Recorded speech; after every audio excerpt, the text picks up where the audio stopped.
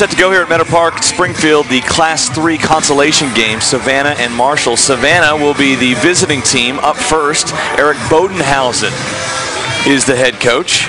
Savannah 23-5 overall. There he is, jogging out to third as we get set to go.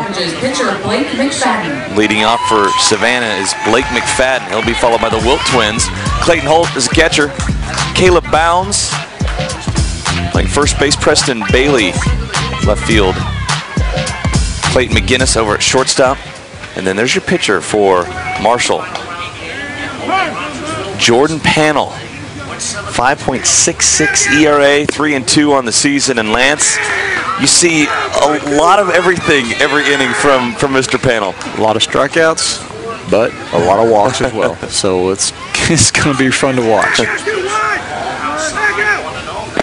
Marshall 17-11 now on the season after falling in yesterday's contest 8-2 in the semifinals to Westminster Christian.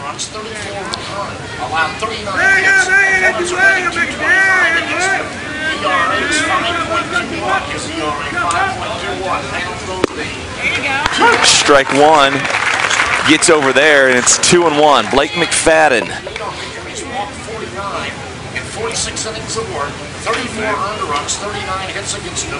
3 for 4 yesterday with 2 RBIs.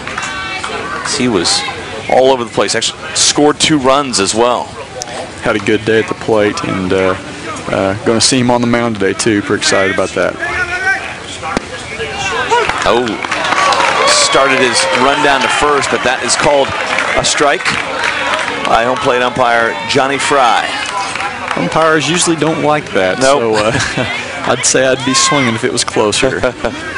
McFadden, 3-2 pitch from Pannell. Off-speed pitch, and that's under the glove over there at third. So McFadden doing what he did all day on Friday, getting on base. Wide turn at first, but he's going to scurry back there as the throw comes in, and the leadoff runner is on for Savannah. Saw that ball hit there by McFadden. It had a lot of top spin, yes. So it really dove on Paulus, and he was on his heels thinking he was going to get a nice, easy hop, and boy, it dove down on him hard, and he wasn't able to come up with the play.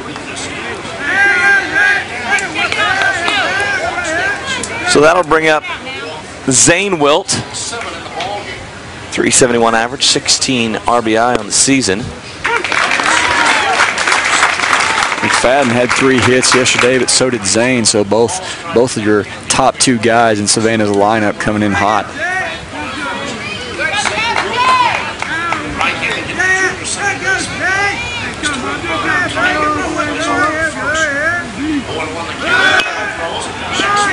Zane, as good as a bunt there, moves the runner over. He's going to be thrown out at first as the little nubber results in a runner in scoring position and 1 out here in the top of the first. Yeah, you see a swing like that, you know there's probably a hit and run put on, and Wilt did a good job of protecting his runner and getting the ball in play there, and some a little quicker down the line might have beat that out, made it close anyway. Tyler Wilt, the twin brother of Zane Wilt. He started the game for Savannah on Friday.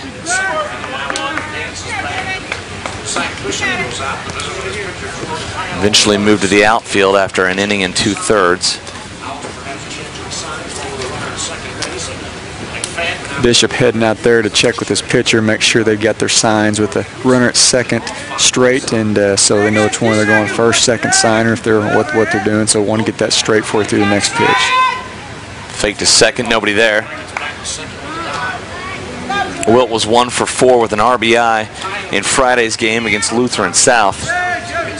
Hit a couple balls hard too that were caught, so it didn't. He had 1 for 4 is kind of misleading. That time, Pannell does throw to second.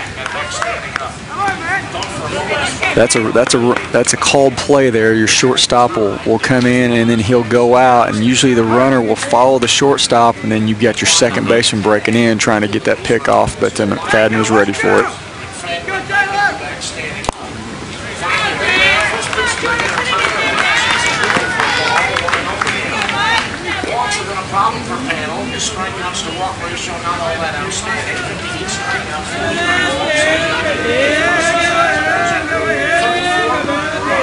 McFadden, the runner at second. Panel to the plate and high and inside.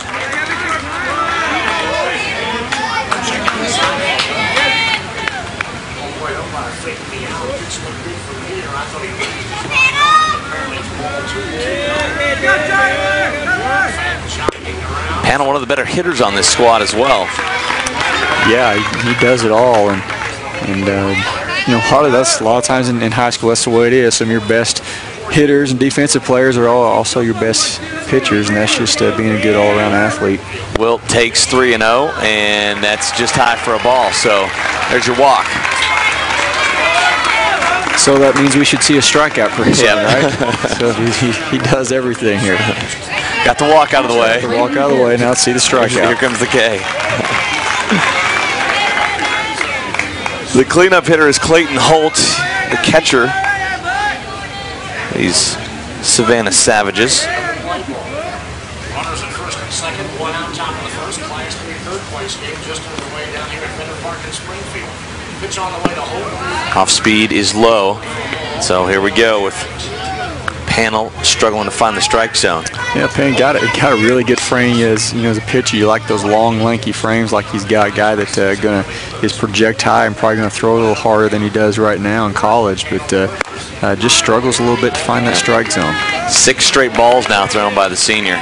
And he comes right over the top, and usually a guy that comes right over the top is going to miss, up and down. He's usually going to be down in the middle of the plate for the most part, but you see he's missed in the dirt, and he's missed high on this hitter.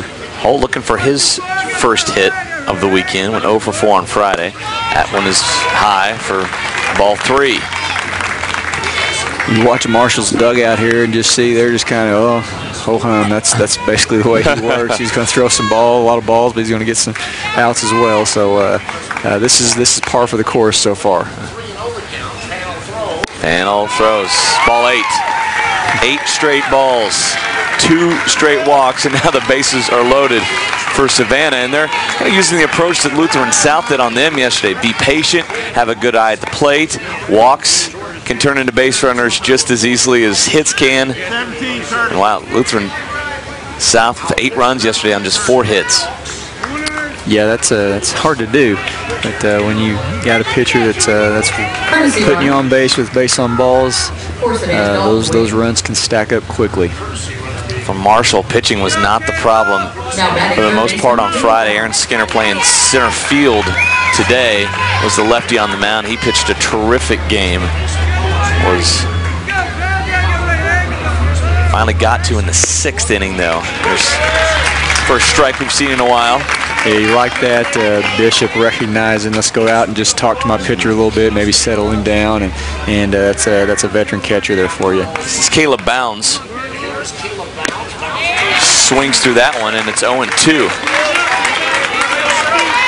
Bounds is playing third base today after playing first for the Savages yesterday.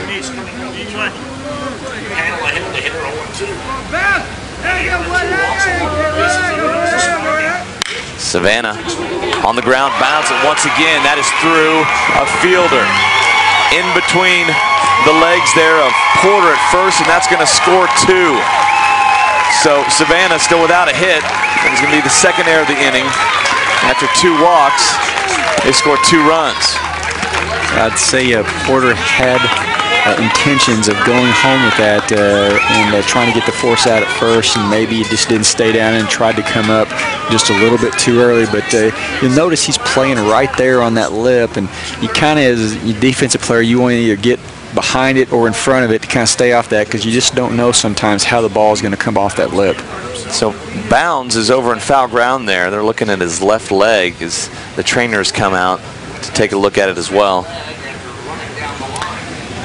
Didn't quite see what happened, if he stepped on the base wrong or what, or if he pulled up lame, what happened. But looks like maybe the ankle there. He's going to test it out here and see how it feels. I'd say most guys, it's going to take a pretty good injury to get him out of this game. Looks like he's going to be all right and get back out there. So one down here, still 2 runners on. It's 2-0 Savannah. We saw this on Friday. They jumped out ahead of Lutheran South in the top of the first.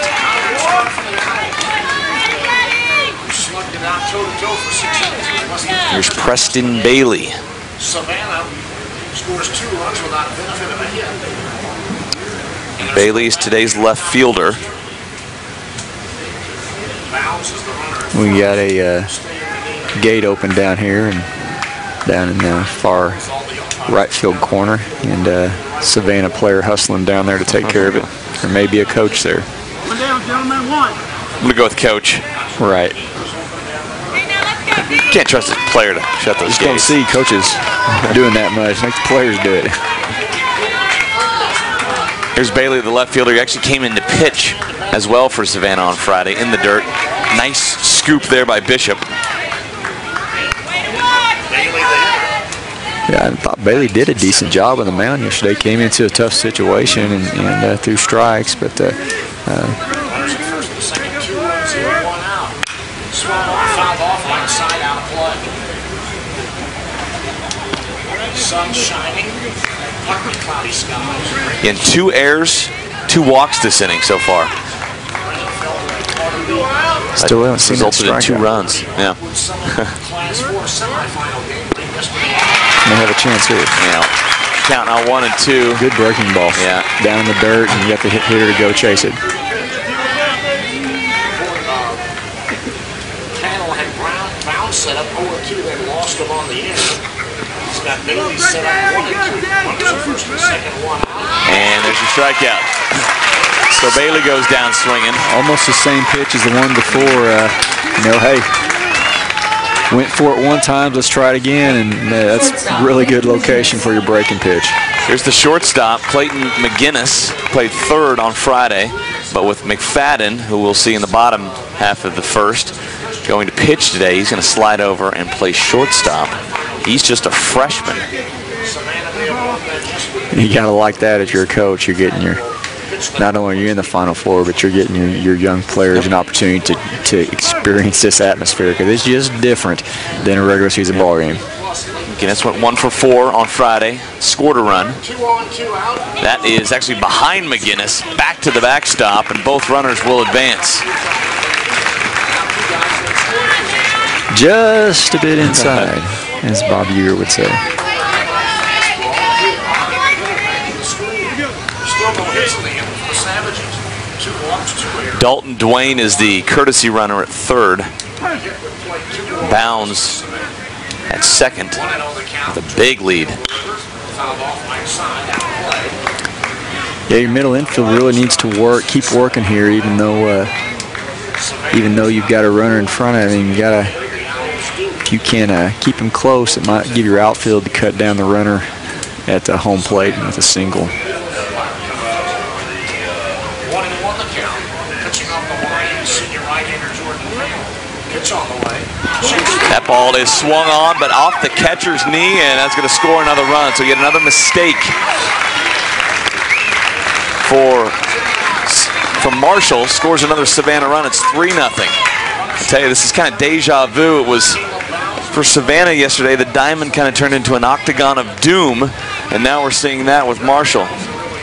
Yeah, and like we said, you're going to see everything with panel. We've seen strikeout, we've seen walks, we've seen wild pitches, and that's why we got 3 runs up on the board. And no hits. No hits. No hits. It's high school baseball for you. There we go.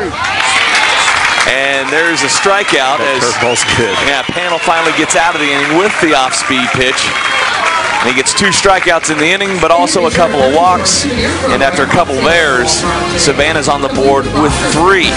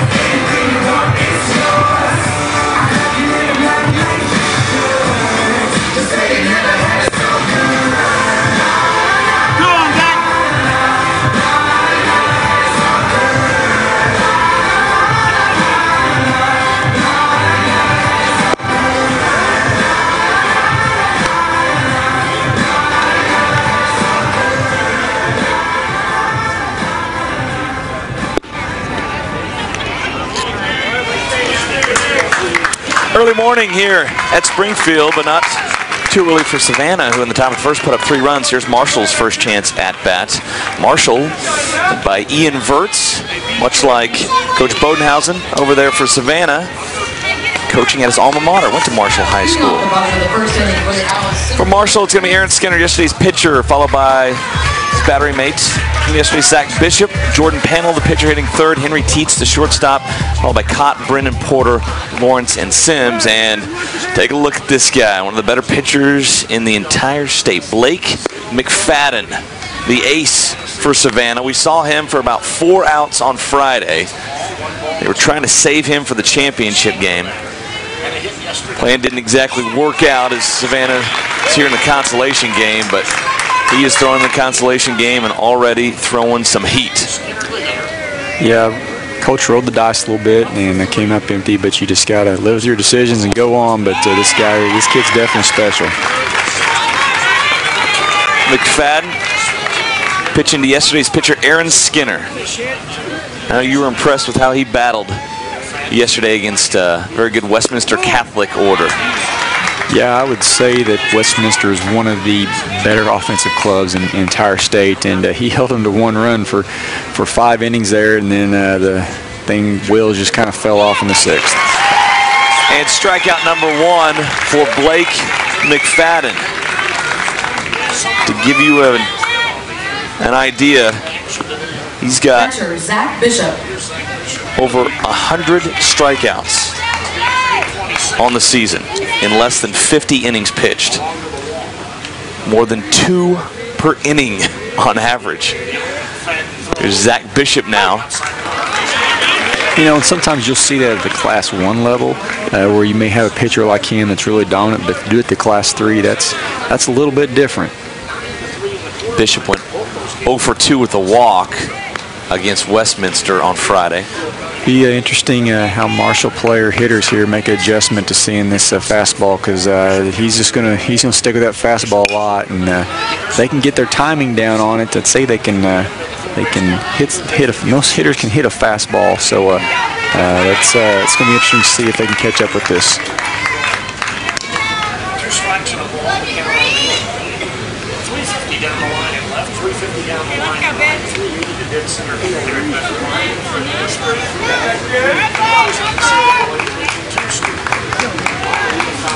Mcfaden originally verbaled to Iowa, but is committed to Kansas State to pitch next season.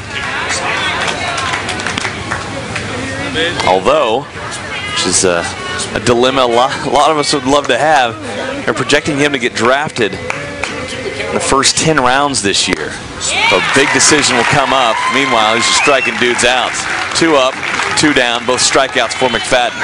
Yeah, and those decisions usually come down to, you know, how high you get drafted, and already got a high school kid thinking about you know, signing bonuses, and is the money enough, and you know, those are things all of us wish we had problems like that to worry about, but those are some things he's going to have to think about in the next few weeks. Mcfaden right down the pipe to his pitching counterpart, Jordan Pennell.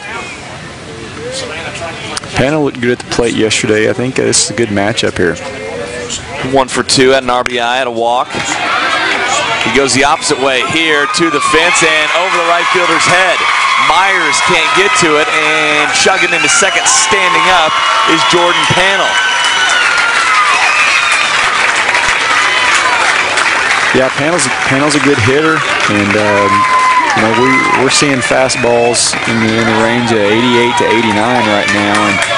But if you know a fastball is coming and it's out over the plate, get those arms extended. And Pennell, we saw him go the other way with some pop yesterday, so he takes the same approach and does the same today. And let the speed of the pitch power for you. The guy's throwing fast enough, you can look like Lou Ferrigno up at the plate.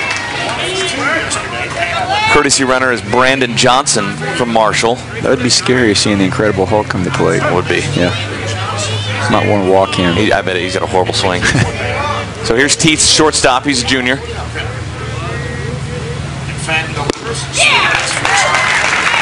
Teets behind that fastball. 87 miles an hour. Those hitters are first time through the lineup, maybe a little overmatched, but see how they make the adjustment throughout the day. Panel went with that pitch. Tried too much with it. Got it up in the air and got all the way to the wall. Takes a poke to get it out of here at Meador Park. 350 down the lines, 380 straightaway center. You've talked about it. You obviously know this park very well, Lance, head coach at Evangel. Said a lot of times you get that south wind that's going with you, but we really haven't seen that the last couple of days. Yeah, I think today's forecast is a slight southwest wind, but it's not been blowing as hard as it has been the last 3 days. But that ball that the Panel hit, if he'd have had the wind we've had in the past few days, that might even went a little bit further and may have got out of here. But wind's not having the quite factor that it has in the last 3 days so far today. 1 and 2 on Teets. 2 outs here, both via the strikeout from Mcfaden. Runner in scoring position is Panel.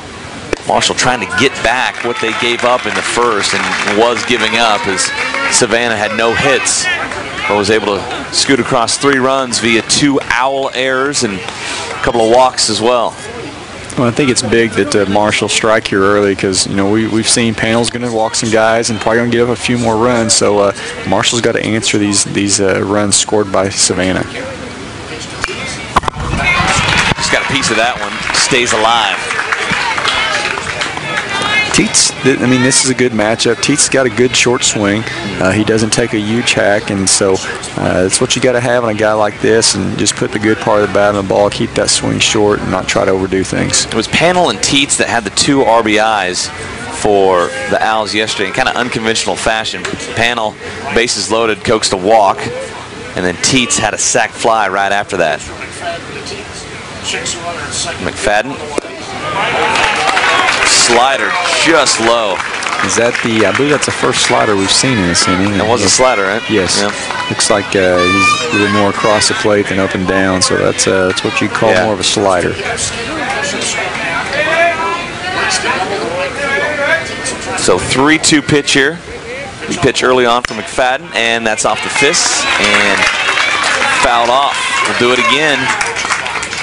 Got like that, guy battling, and you know, even it's not too early to start talking about pitch count. The more pitches you can make a guy throw in this first inning, the better chances of getting him out of there later on in the game. And you know, it's not like Mcfaden. He only threw 14 pitches yesterday, but 14 is 14, and you have a little wear and tear on the arm. So get as many pitches as you can in this first inning on him. 3-2 the count. Check the runner at second. Mcfaden behind set. Another foul ball, and that's the thing with a strikeout pitcher. You love the strikeouts, but it takes a lot of pitches to strike a guy out. A lot of pitches, and you're always going to be in the high pitch count there.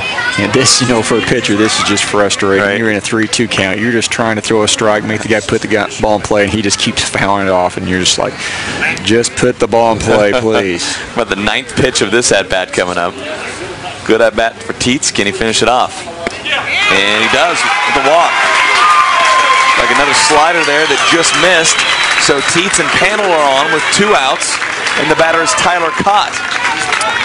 Mcfaden took a chance there a little bit, just, you know, got first base open, 3-2. He looks like he's sitting on my fastball. If I can drop this slider in here, he's got no chance. You know, if he throws it for a strike, he probably freezes him up, and they're out of the inning. Cott, sophomore, brings in a 300 average. Fastball is low and inside as well, and one to talk about it is Holt. He's going to jog out. Both your catchers do a good job of kind of seeing what the pitcher's doing, and if he needs to be talked to, needs to be settled down, they do it, and it's your sign of good catchers. They are in tune with their pitchers and know what they need to hear. 2 seniors there in Holt and Mcfaden playing their last high school game today.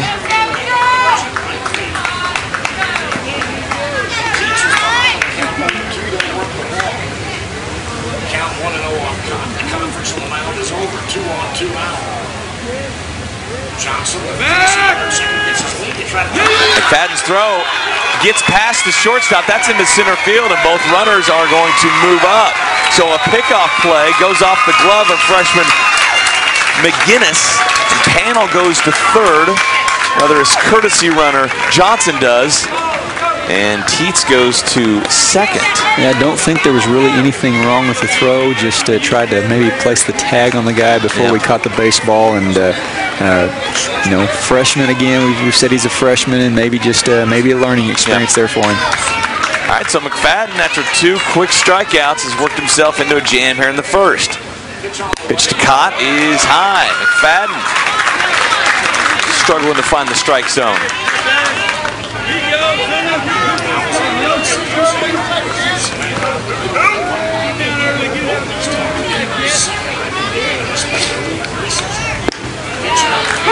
That catches the inside corner. 2 balls, 1 strike.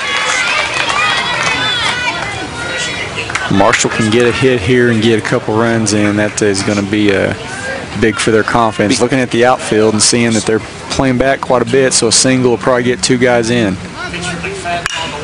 That ball is sliced down the line. It's going to go foul, and unable to get over there in time is Myers.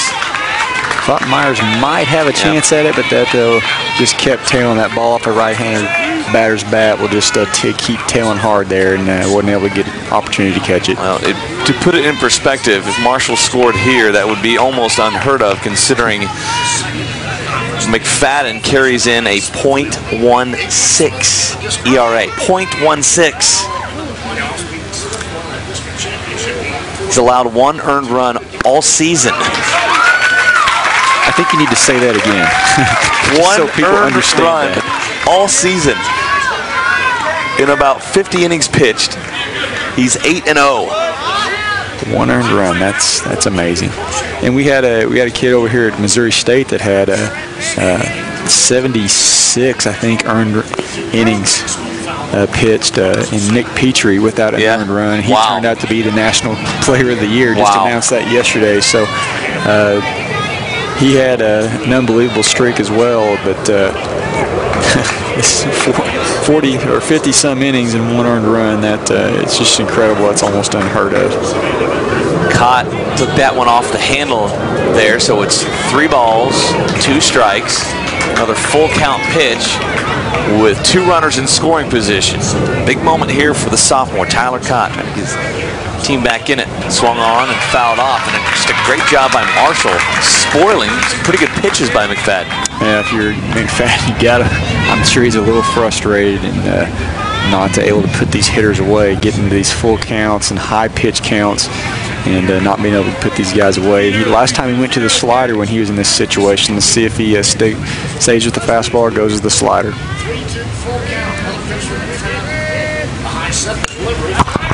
Fouled off again. And here he is again, having trouble getting the fastball by him. So, you know, Mcfaden's fastball's not got a lot of movement on it. It's pretty straight, so, and he's not throwing a lot of balls. So as a hitter, you're dug in pretty good there. And so it's going to be tough to get a fastball by a guy, unless he just decides to go out of his zone a little bit. So we'll do it again. 3-2 count. 2 outs in the first. And there's your strikeout. So he strikes out the side with some events in between. Still to no avail for Marshall. They're unable to push a run across as we go to 2. The score remains 3-0 Savannah.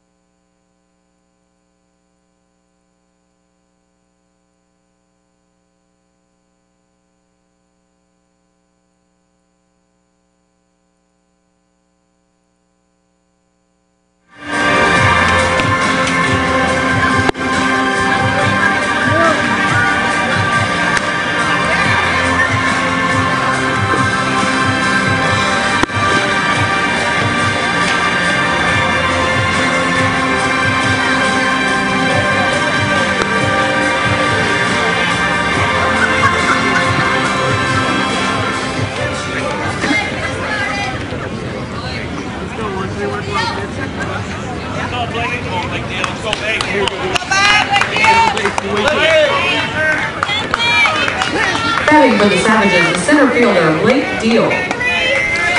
Savannah's going to lead off their half of the second with the center fielder, Blake Deal. 6-foot senior. Against Jordan Panel.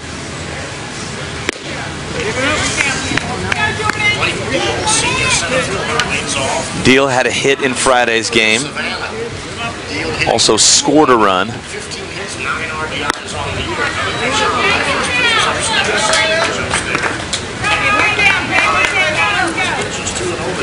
So both these pitchers, a lot of pitches in that first inning.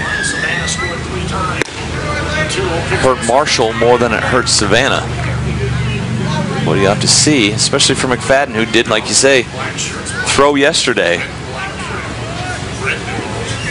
See how that affects them as the game goes along. There's strike one, 3 balls, 1 strike. Yeah, you don't like the high pitch count in the first couple innings and want to try to get through those pretty quickly, but both pitchers have struggled a little bit.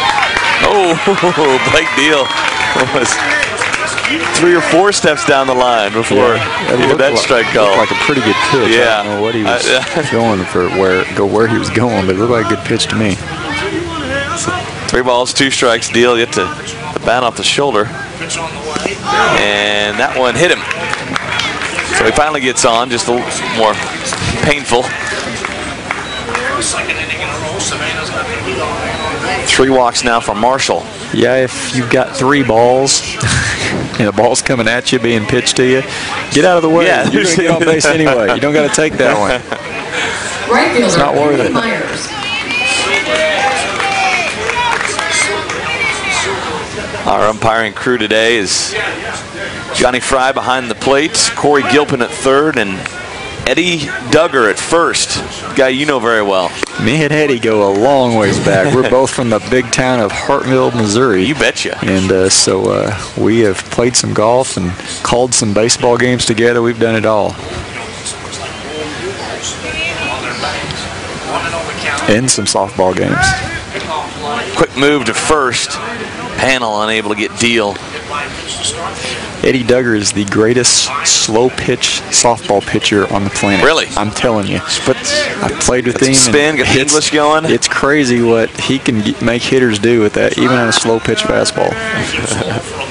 Andy Myers, another lefty in the lineup, the 9-hole hitter, as we were through the Savannah lineup one time. He's up now with a 2-ball count.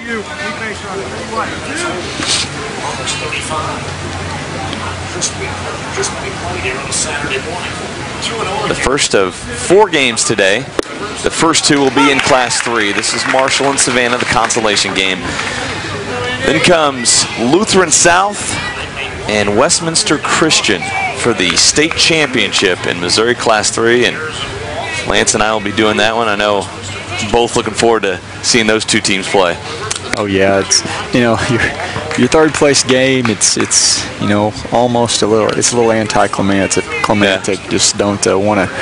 Would rather be playing in that championship game, obviously, and so let's say we're looking at a lot different atmosphere when we see this championship game. At least it's a lead-in to the championship game, where in Class 4 they're gonna have the championship game first, and then the third place game tonight. Yeah, I didn't know how that works, and third place game you may not have anybody but mom and dad Right, here for that one.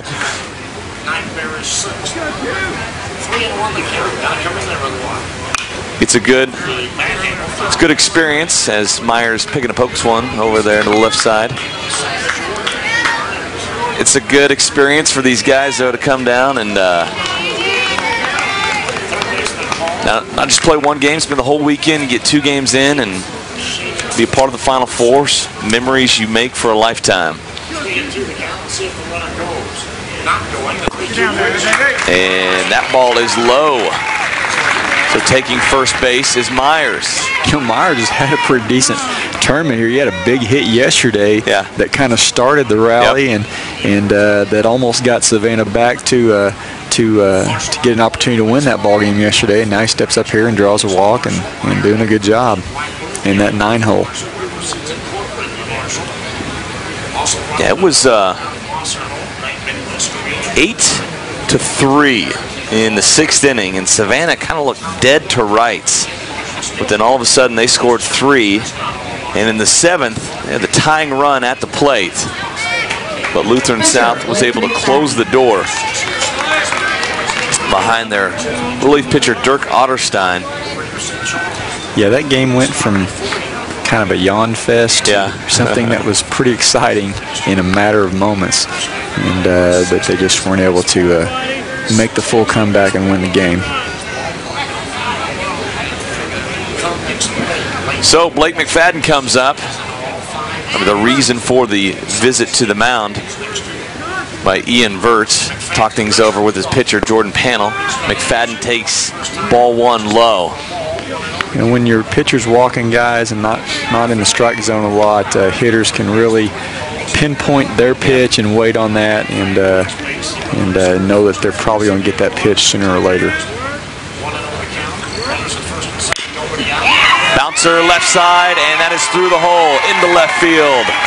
Going up the stop sign is Bodenhausen at third for Deal. So Mcfaden delivers with a base hit, and the bases are loaded. You know, Panel, he's got such a good curveball. I mean, it's really good, but he's just not getting into counts where he can use that pitch. And if he can get ahead of hitters, well, he could be really effective with that curveball.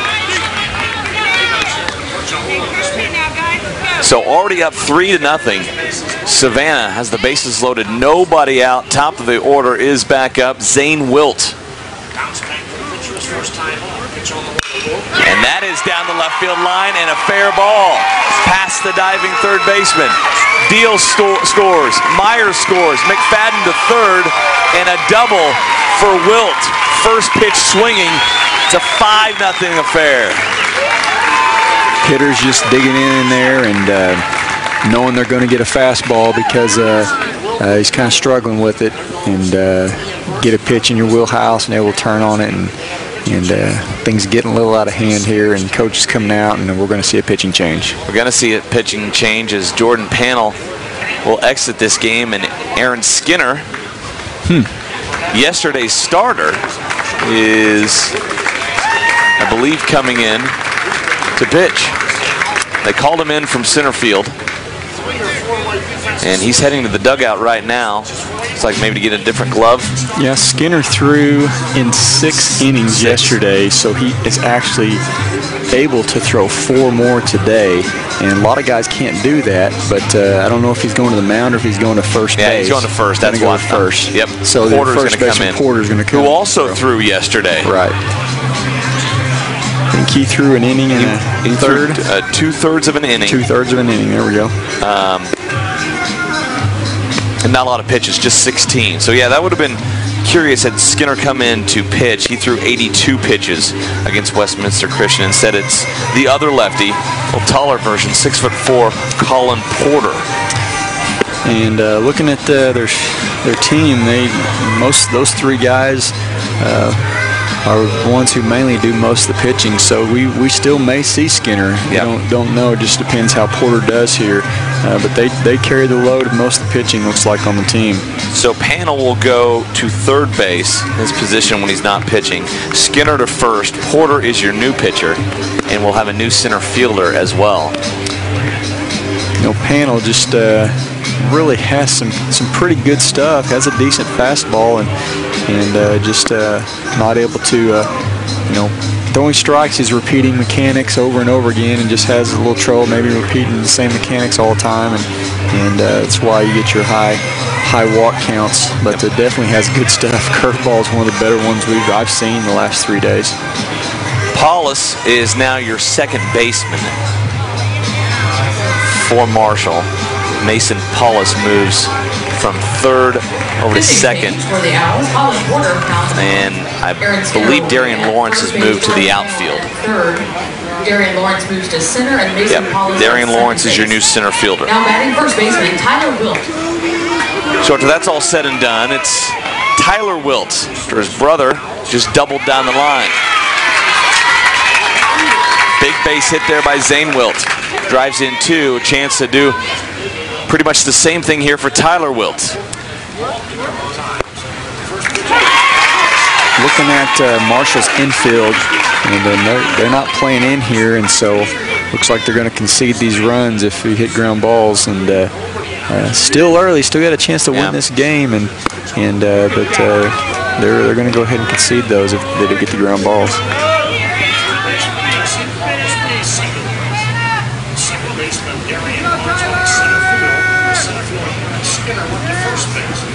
Tyler to center. The new center fielder Lawrence getting over there and said it's going to be the right fielder caught, but tagging and scoring is Blake Mcfaden easily, and another run pushed across the board here in the second. 6-0 Savannah. Porter coming in, getting the out, and sometimes you get one and then the next two come pretty quickly, so just having trouble getting that first out. Maybe they can settle down here now and get through this inning and get back in the dugout, see if you have a chance to score some runs. So the Wilt family with 3 RBIs here in the second inning, and there's a bouncer back up the box. Diving attempt by the second baseman, Paulus, who's over there now. He's able to prevent the run from scoring, but call that a base hit there for Holt, the catcher, his first of the weekend.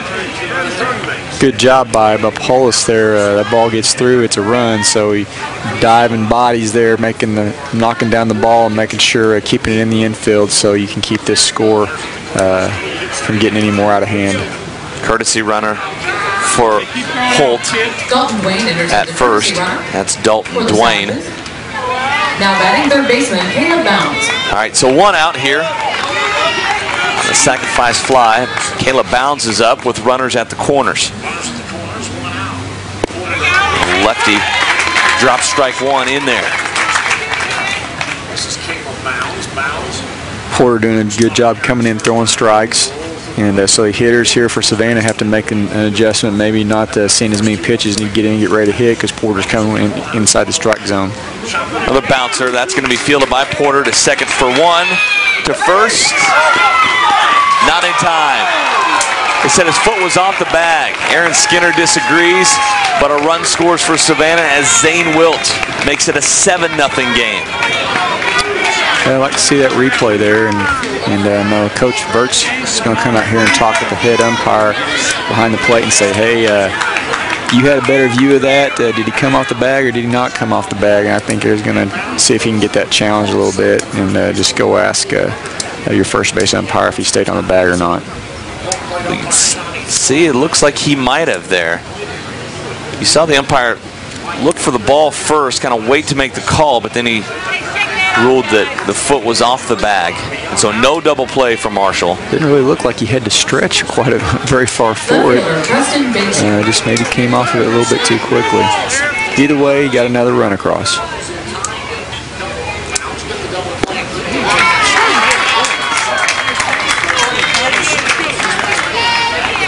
Scoreboard says 6-0. Now it does. It's 7-0 Savannah. That last run kind of quietly scored as they were debating things over at first base. Ball in the dirt, and moving to second base is the runner Bounds as Preston Bailey comes up.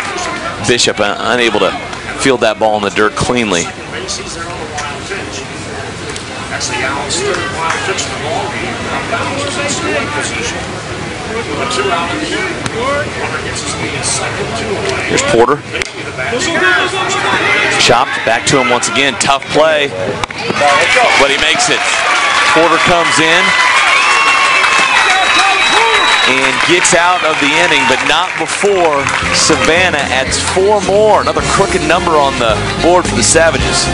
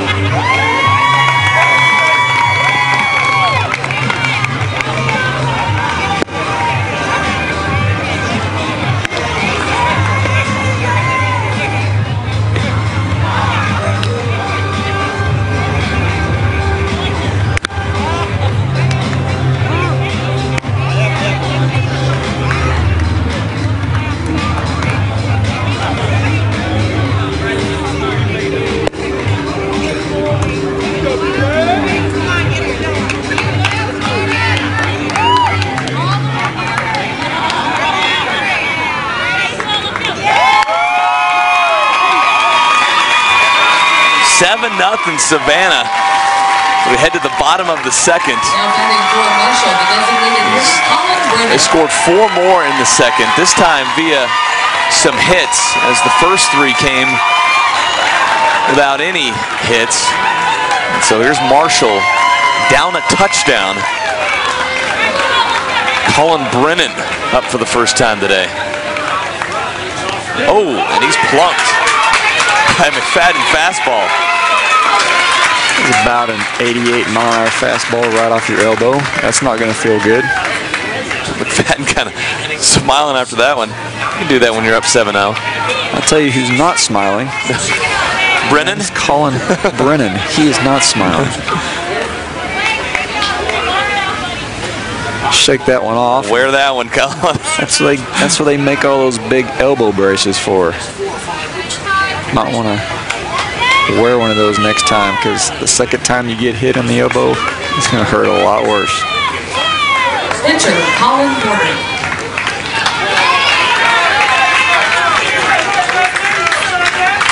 But it translates into a runner here for Marshall. That's what they need here to try and get back in this game. The new pitcher, Colin Porter, is up.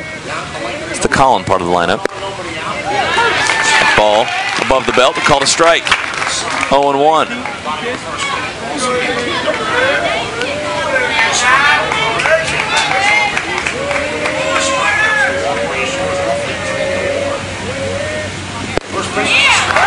And strike 2. Yeah, when you're throwing strikes, the umpire feels comfortable as well. And maybe with panel throwing, he may not have got that call, but he was kind of all over the place. And Mcfaden's right there around the zone all the time, so umpire's feeling comfortable right there. Just like that, didn't mess around. Strike 3 looked at by Porter. He heads back to the dugout.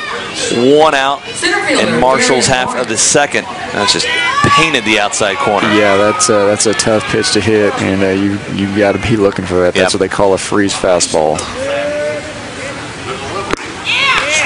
Darian Lawrence, first at bat. Already bounced around the field though. Gone from second base, playing center field now in the pitching change for Marshall. He's a junior, 276 hitter. Goes to second with that one. Turning to, or at least trying to, is Savannah as the ball gets past the first baseman. Staying at first is Lawrence, but the lead runner in Brennan called out at second. We have 2 down here in the second. Good job. If at all possible, you always want to get that lead runner. And ball hit kind of slow, so getting that lead runner is a little more difficult, but they went ahead and got that, but they wasn't able to turn it quick enough to get the double play. Sebastian Sims up. I think that's my favorite name of all the guys so far, Sebastian Pretty good, Sims. yep. It's a good one. He's playing left field today.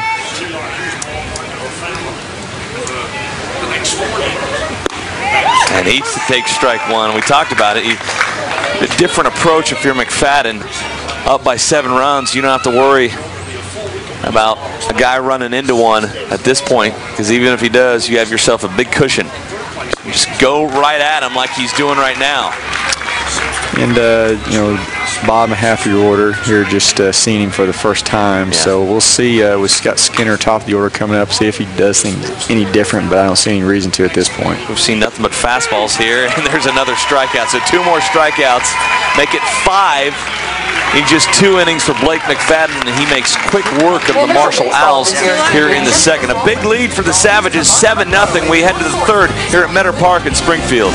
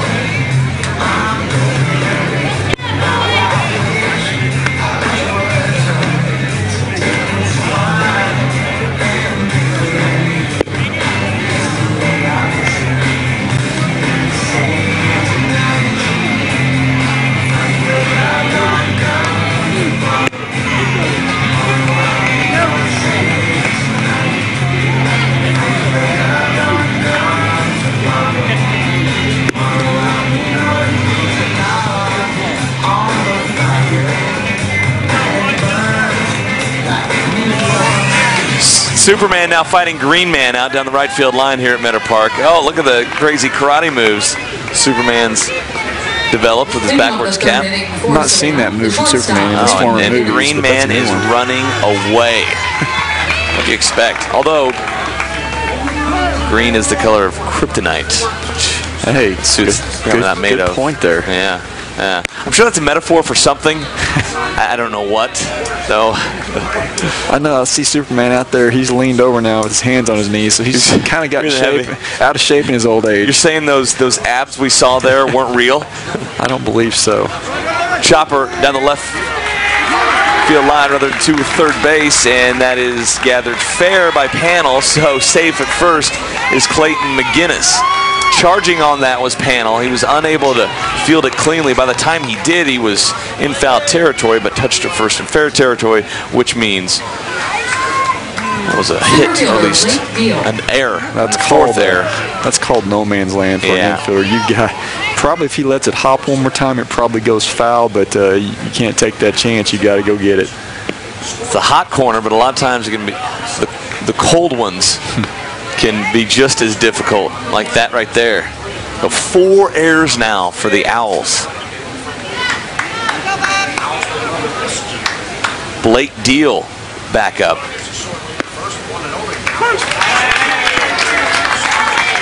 Center fielder for the second time this game.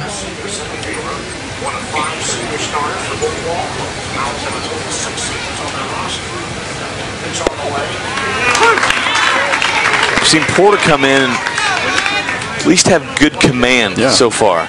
Yeah, he's went at the hitters and made them put the ball in play, and so you're probably going to see a different result. But here we get a ball in the dirt. Sorry about that, Colin. Yeah, we jinxed him. That's going to be a wild pitch, and advancing to second is the runner McGinnis. No, I've never got the opportunity to call games before this, but I always thought when they said something, it happened, and so hey, it's real. It's real. It happens. When you say it, it does the opposite. Some sort of cosmic force in the universe, probably involving Green Man and Superman, that allows that to happen. Fly ball to right. Tyler caught it, hoses it to third. Good play right there to keep McGinnis at second base. 1 down. And you're down 7-0. Let's show off the arm. Yeah, got to do something. A little bored out here, so let's forget about show it off. Well, he's got the superheroes out in right field with him. Yeah, people to impress.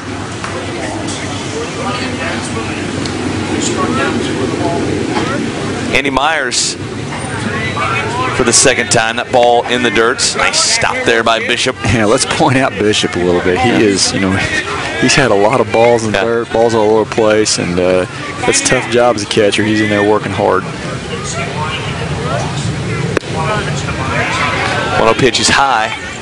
Similar story for Clayton Holt yesterday. He was taking him off the knees, off the shins, off the chest, as Savannah's pitching is kind of all over the place. Not so today. Blake Mcfaden is in control of this game.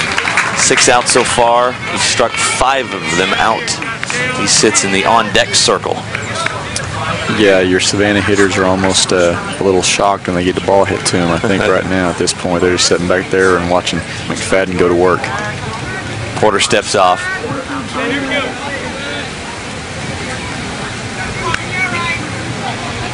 Marshall's got to watch it. A few more runs here, and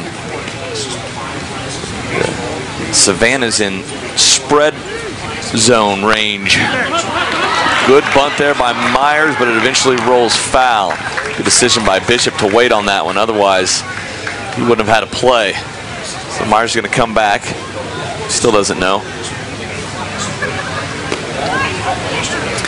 Yeah, that caught Panel there by surprise. Usually don't see many bunts being laid down when you've got a 7-0 lead, and most of the time hitters are swinging away, but still in there working hard, trying to get on base, and that's what Myers is trying to do.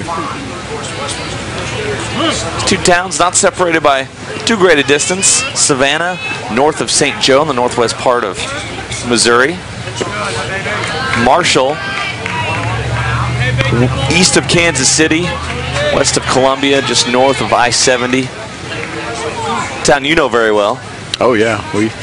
We go up there in Missouri Valley's in our conference, and we know St. Joe very well. That's where our conference tournament is played every year, so we see both those towns quite a bit. Myers, after all that, goes down swinging. 2 away here for Porter and Marshall in the third.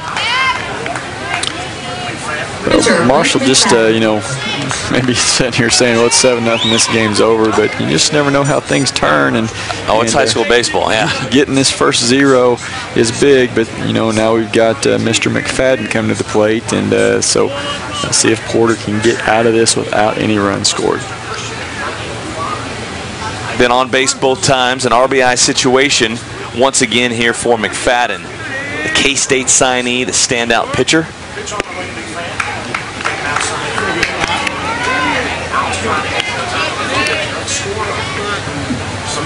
Marshall, meanwhile, trying to get out of an inning without giving up any more. They're high offering to Mcfaden. They're going to probably be careful with him with the base open and 2 outs.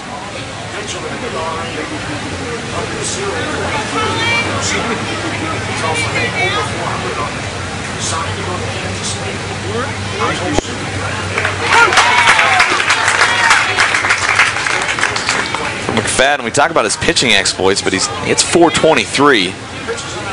Leads the team in walks, only 4 strikeouts. Outstanding hitter as well. Yeah, just like, you know, like Panel, the starting pitcher for Marshall. Both pitchers, and most of your pitchers are, I think the only team we haven't seen that from is Westminster. They've got guys who only pitch, and that most usually your pitchers are also some of your better hitters as well. We've seen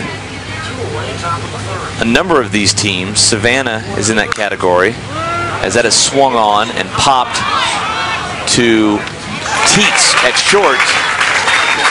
And Marshall finally gets out of an inning without giving up a run. So the base runner, leadoff hitter McGinnis, stranded. So 7-0 to Savannah.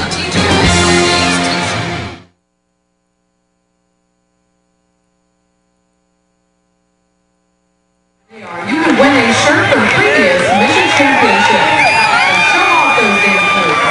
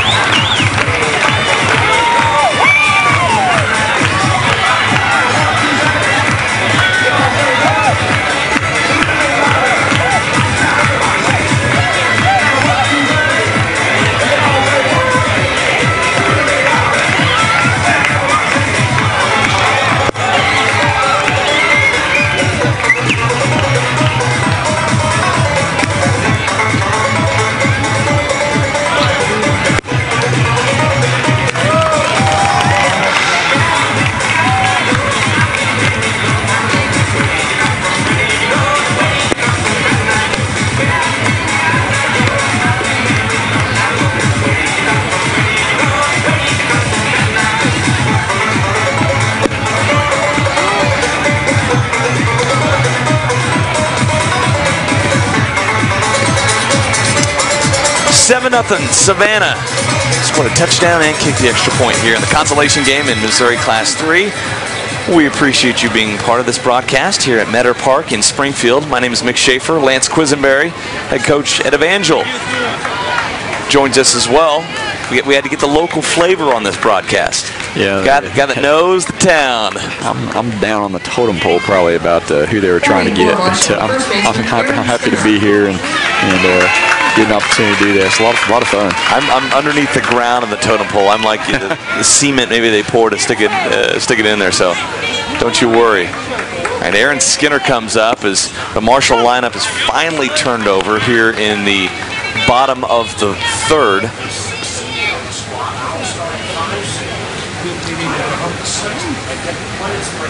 Skinner started at center. He's now the first baseman.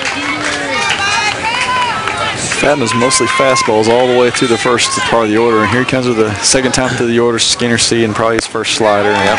Then comes the heat again. Goes down swinging. 6 strikeouts for Mcfaden.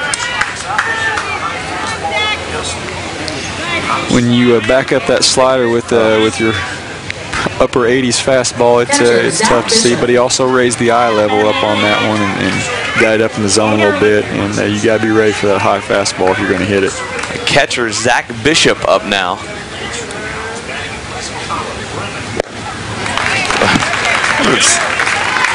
Savannah infielders and outfielders just kind of get bored after a while. Yeah, you've really got to stay on your toes. It's a kind of a mental game right now for your defense, and got to be ready for every pitch. Got a piece of that one, and that's rolling just foul. Apparently that hit off something. Did that hit off some? Yeah. Because the umpire didn't give it a second look, so maybe off of his shoe or something. Yeah, I think it actually might have gone back and hit off the hold the catcher. Okay.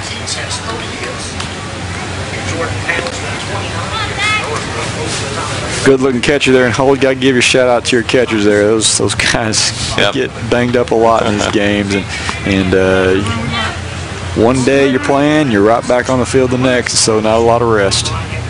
Clayton Holt, and an 0-2 pitch here, outside.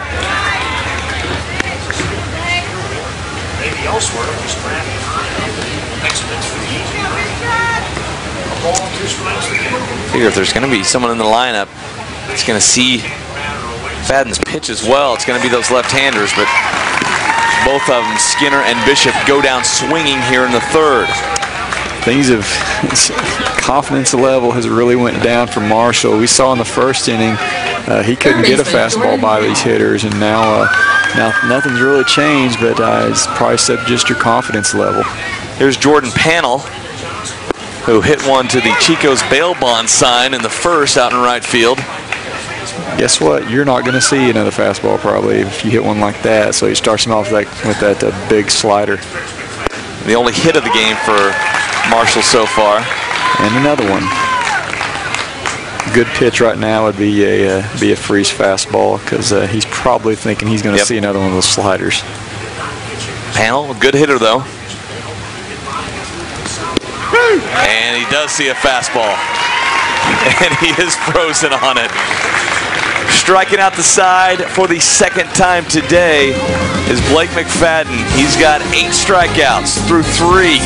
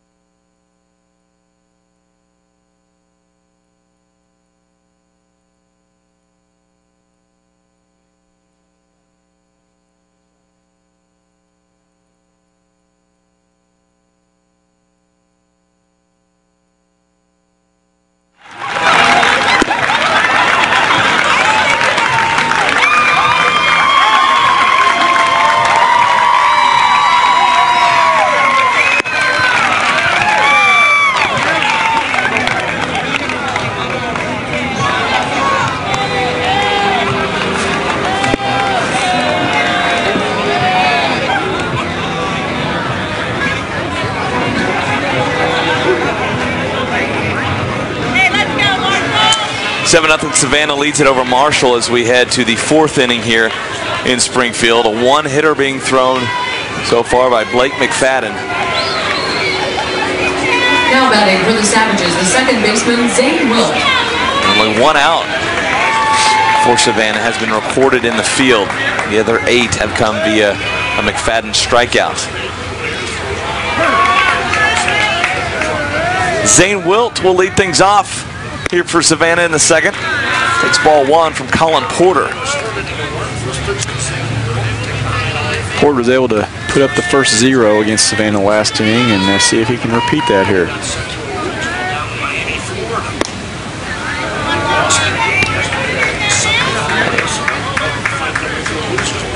2-run double in the second inning.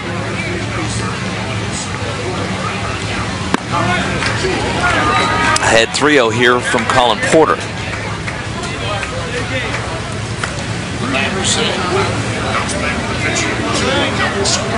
Last time up, 1 for 2. Zane will enter the tournament 71. Ball is a ball. And heading to first is Wilt. So yet again, it's been all 4 innings. Marshall, Savannah has gotten its leadoff hitter on. There's Tyler Wilt. He had a sac fly RBI in his last at-bat. Wilt brothers are twins. They're juniors. Hit right next to each other in the lineup. Very similar statistics. Tyler Wilt, though, a lefty. Zane, a righty.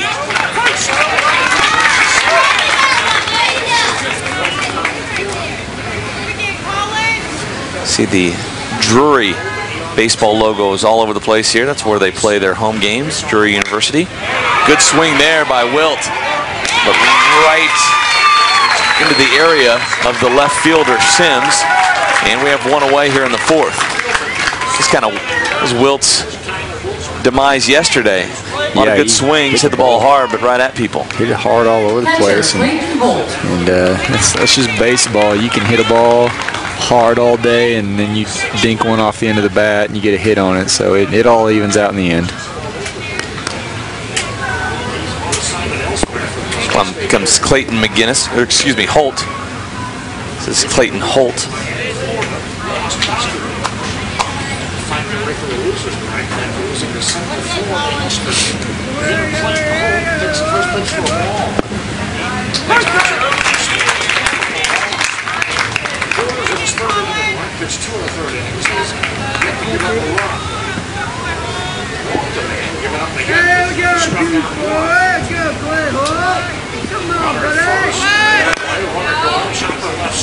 Bouncer to the left side, it's foul.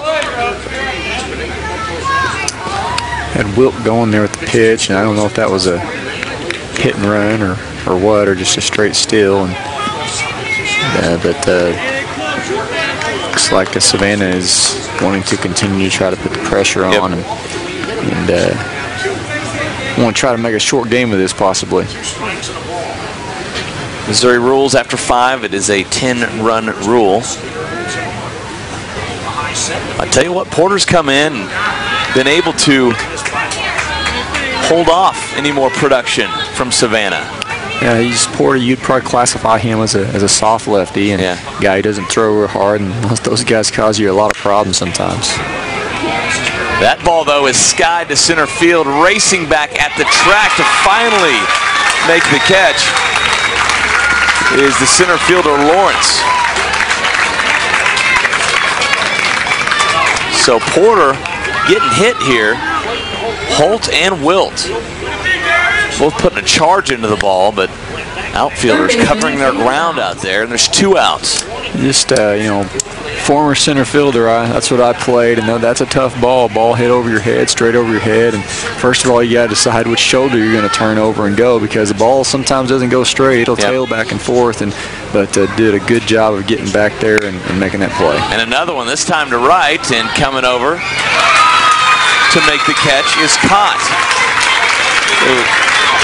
Sims, Lawrence, and Cott, left field, center field, and right field, record the 3 outs here in the 4th, and Porter gets out of another one.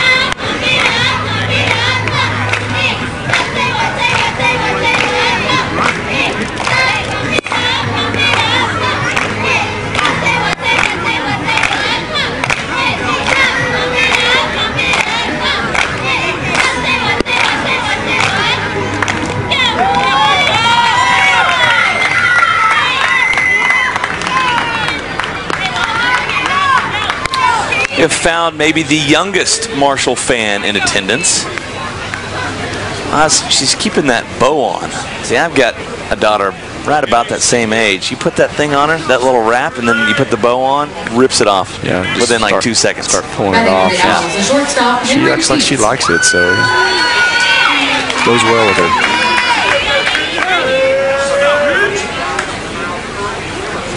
Here's Blake Mcfaden going to work once again with strike one. I think I'll throw a slider here first pitch. Let's mix it up. Get tired throwing fastballs. Henry Teets, who walked in his first at-bat in the first inning, takes strike two, shaking his head about it. Mcfaden, just another strikeout. That's number 9. He's not messing around. He gets to 0-2, not throwing a waste pitch or trying to get him to chase. It's right back at him. Well, he's getting ahead of your hitters at that first pitch, and that's allowing him to, mix things up a little bit, and your hitters are just having a little bit of trouble catching up with that fastball since the first inning. And you're gunning him. I've seen 88 up there. What are you seeing? I've seen as high as 89, but he's been more the last couple innings around 86 to 88, right in that area, and that's still some pretty good heat at the high school level. There's a ball finally to the batter, Tyler Cott. 1-1. Cott struck out last time. 1-1 the count. Cott sophomore right fielder, pitch on the way. And another strike. Marshall might be wise to just get up there and start swinging away, because he is in and around the zone on every pitch. The luxuries you can have when you're up 7-0, and when you have a slider like that. 74 miles an hour. Strikeout number 10. That's not even fair. No. Throwing that with that velocity, and then his breaking step the last 2 innings has been right on the money, and he's not messing with it. Now batting Tyler Hunt. We have a new hitter here. Yep. 19. Tyler Hunt, 6'3" senior, lefty, in for the DH, Colin Brennan. Big kid. Yep. And more importantly, a lefty. You get a better look at what he's done. It doesn't matter, though. 11 strikeouts, 7 straight for the senior, Blake Mcfaden, in dominating form.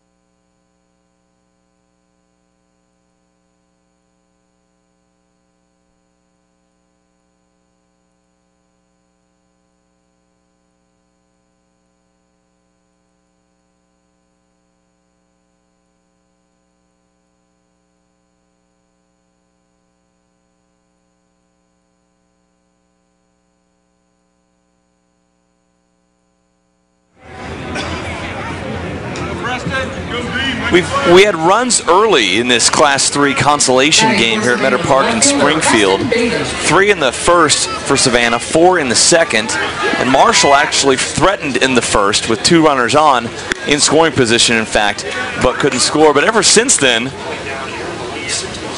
the pitchers have had their way, especially Blake Mcfaden, but then Colin Porter has come in and has held Savannah scoreless the last 2 innings. Completely 2 different types of pitchers, but Porter's been effective as well, keeping runs off the board. Preston Bailey. 0 for 2 today. And he coaxes a walk. So once again, Savannah getting that leadoff runner on. That's kind of what Porter's done. He's let a guy on, got a guy on, but he's worked his way through it. He's Shortstop. not really comfortable unless he's uncomfortable. One of those type pitchers. Some guys, the crazier it gets, the better they get. Yeah. So, I mean, he's one of those guys. Here's Clayton McGinnis, the shortstop. Takes inside for ball 1. You look up the scoreboard and you see 7 runs, and then you see 4 combined hits by both teams, and you see 5 combined errors. And so this has been a little ugly. But it's been fun watching the bottom halves of these innings and Blake Mcfaden work. Again, 7 strikeouts in a row. 11 out of 12 outs made have been strikeouts. Porter, lefty delivery, that's in there for a strike.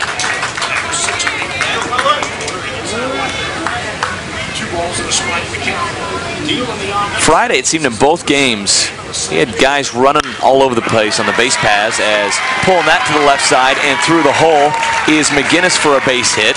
2 runners on. But so far in this consolation game, we haven't seen any stolen bases. Much aggressiveness on the base paths. Well, in Savannah, you know, they've had a lot of base runners and a lot of runners ahead of runners, so you've not had all opportunities to steal bases. And but then when you get up 7-0, then most guys will decide, well, if we're going to get the run rule, we're going to do it with the bats and not worry about running and try to run up a score or anything like on me. That's what I've always thought when you get in these situations. Just swing it. If you can run rule them, you can run rule them with your bats. Blake Deal swings at that one and chops it foul. Kind of an unwritten code of the. That's one of those unwritten rules in baseball. You'd say what one of those are. Sportsmanship. Yep.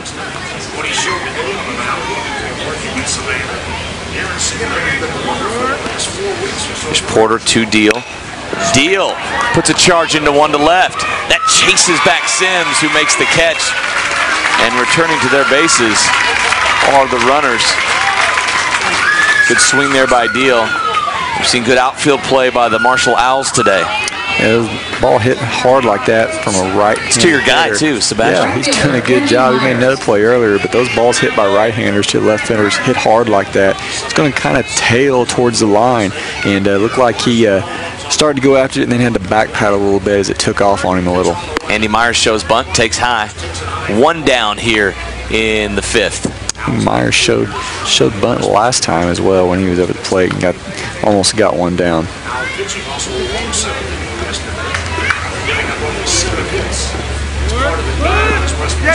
In the dirt.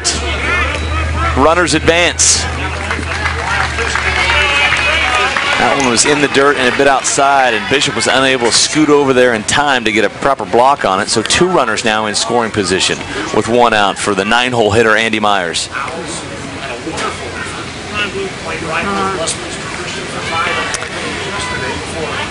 Coach looks like he wants to talk to Myers here and kind of get an idea of what he would like to see him do. And so a little conference, and Myers agrees, and we're going to hop back in the box. Savannah's just a couple swings away from being up by 10. You have Blake Mcfaden here, the leadoff hitter, on deck. If that would happen, you'd go to the bottom of the 5th with Mcfaden needing to just shut him out to end this game. Porter is yet to allow a run.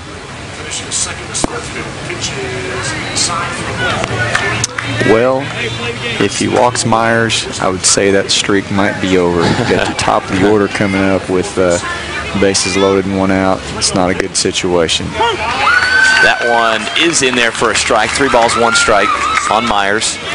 if you're Porter here, you want to make Myers put the ball in play if at all possible. You want to at least have a base open for Mcfaden. Then he gets a full count. Climbing the ladder here a little bit, yep. And make your hitter earn it.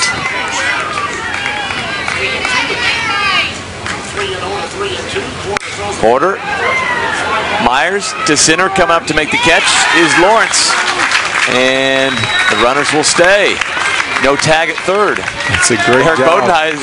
Bodenhausen actually looking at his guy, Bailey at third, saying, where was the tag? I think that was probably a good call by your runner there. Yeah. That was a short fly ball, and it would have definitely, if he's anywhere around the plate with his throw, it's going to be an easy catch and tag. And so good job there by Porter.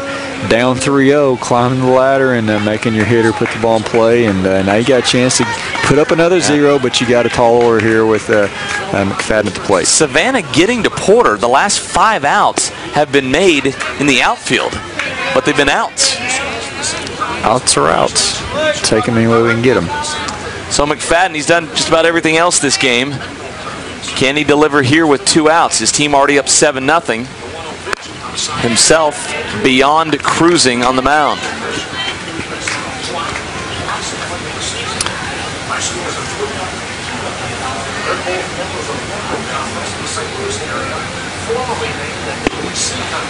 Strike 1. Porter, you do have that base open now. Right, and he's got to realize that don't have to throw his pitch. Stick with your pitches here. Smacked to center, but right there is Lawrence. They had the shift on. The right fielder was playing in basically right center field, and over in left center making the catch was the center fielder, Lawrence. No more damage done. Savannah still up 7-0.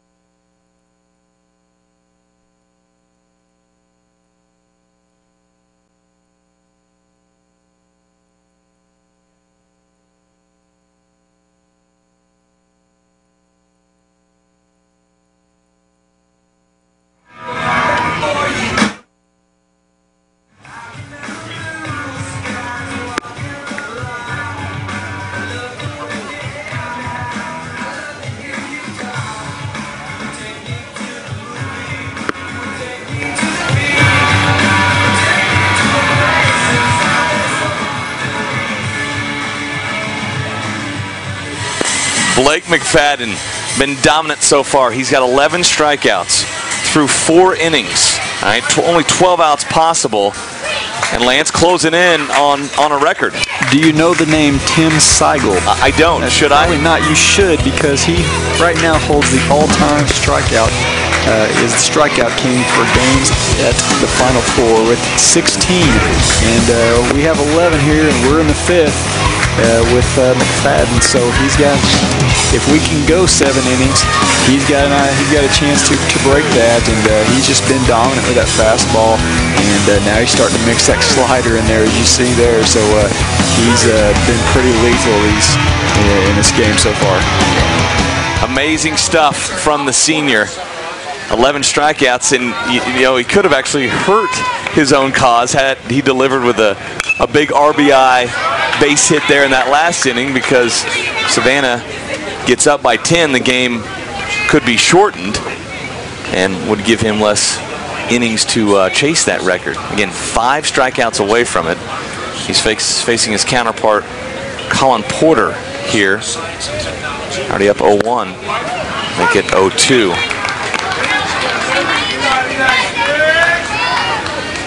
Porter struck out looking his last at-bat.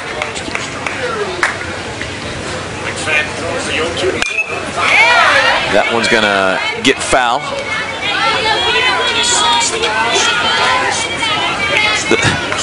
You would think Superman could have got to that ball in time. Catch it. Green Man was up there holding him back, maybe.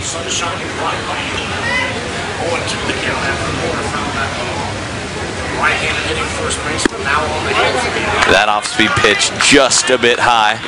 My apologies to Dave Anderson, Chris Mackey, and Scotty Boone. They also have 16 strikeouts. I don't want to get any hate mail from their family. So we have 4 guys who have struck out 16 batters in a game here. So we give them the proper props. That one got away from him. It hit Porter right between the 1 and the 8. So he's on first. Marshall, leadoff man on. Slider got away from him a little there. And had real good control with it especially the last 3 innings. And that one just didn't get on top of that one. Just left it outside. A lot of times when you do that, it's just all it is a wrist angle is all it is. A lot of times it's just going from here to getting on top of it, and just a couple little half-inch or something there is all that is, and keeps the ball from being in the strike zone or hitting a guy. Courtesy running for the pitcher Porter here at first base. It's James Heinzler. Swung on to right. Are we not going to get a strikeout here for an out? No, we're not. Caught in right field by Myers. So 13 outs, 11 via strikeout. Slipping. Gotta give it up to Myers out there that he wasn't out there half asleep. Those defensive guys for Savannah have not seen a lot of action. Good job by Lawrence just to get bat on ball there. So here's Sebastian Sims.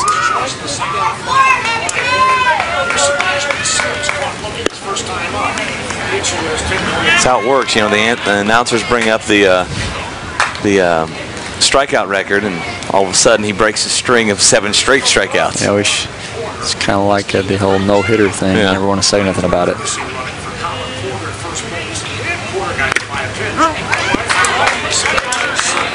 Well, watching the first inning, I mean, you never thought you'd get to this point with strikeouts, because the Marshall hitters looked like they were locked in pretty good on it and were ready for it. But you know, sometimes you get down 7-0, that your confidence level will drop, and they have not been able to keep that up. Remember the second straight day that Mcfaden has pitched. He had to come in and get the final 4 outs for Savannah yesterday against Lutheran South. Yeah, and the first inning he threw a lot of pitches. So you know, even if he does, and the score stays like this and he stays in, and you know, you might see your Savannah coaches maybe go to a different pitcher just because they don't want to get him up there. Because I guarantee his pitch count's pretty high right now. K-State coaches don't want to see that either. There's strikeout train leaving the station once again. There's 12 strikeouts. But I'm sure he's just a high fastball there, and hitter not able to catch up with it. But I'm sure that he's used to throwing a lot of pitches in the game, because a guy that throws a lot of strikes and gets a lot of strikeouts is always going to have a high pitch count, and they've just got to be used to throwing a lot of pitches. So 12 strikeouts. He is the 13th pitcher in Final Four history to record that number. 10 others have gone beyond 12.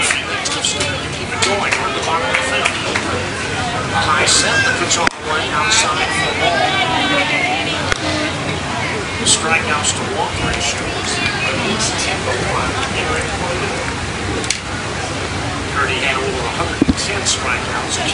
Runner at first still is the courtesy runner, James Heinzler.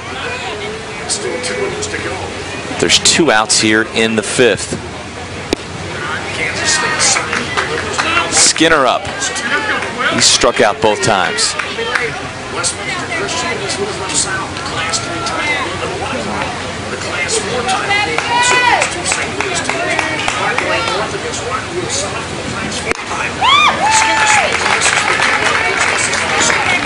And Mcfaden has really owned the only 2, well now 3 lefty hitters in this Marshall lineup.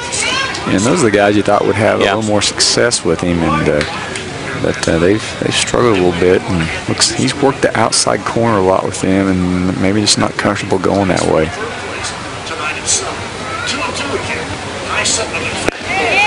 Strikeout number 13 at 84 miles per hour. So 2 more strikeouts in the 5th for Mcfaden.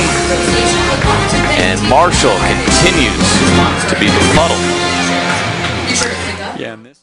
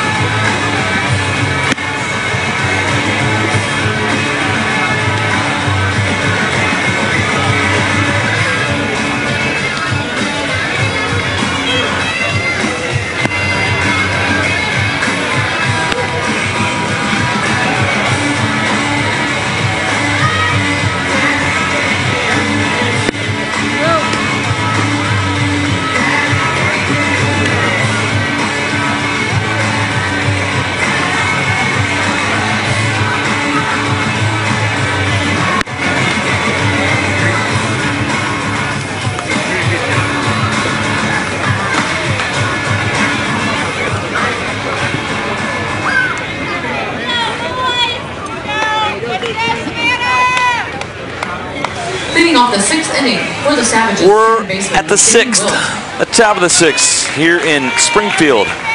The consolation game of Missouri Class 3. Lance Quisenberry, Mick Schaefer, we appreciate you being alongside us. It's Metro Sports Time Warner Cable broadcast. Colin Porter now working to Zane Wilt.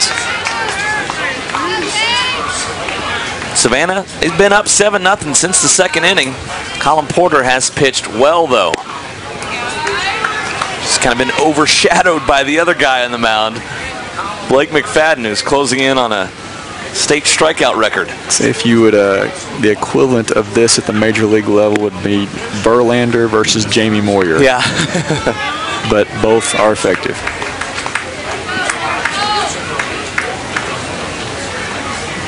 Porter's made him hit it, put the ball in play, let his defense do the talking behind him. And Marshall's defense has been solid since the first couple innings. I mean, 4 hits is all Savannah has, so they just had some walks and errors behind them that since then, those first 2 innings, we've seen some solid baseball from this Marshall group.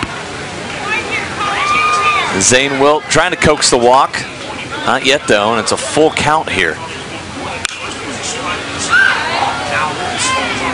Savannah got here by beating Richmond. They beat Oak Grove 3-2 and then 9-3, and they fell 8-6 yesterday to Lutheran South in a great game. They arrived in this consolation affair. Another well-hit ball to the outfield, but tracking it down is Darian Lawrence out there. So another deep out here for Savannah. Playing the outfield, those fly balls, it's all about your angle and taking the proper angle on the first step if you possibly can. And a ball that could have been pretty interesting, looked pretty routine because your center fielder took a great angle off the bat. There's Tyler Wilt.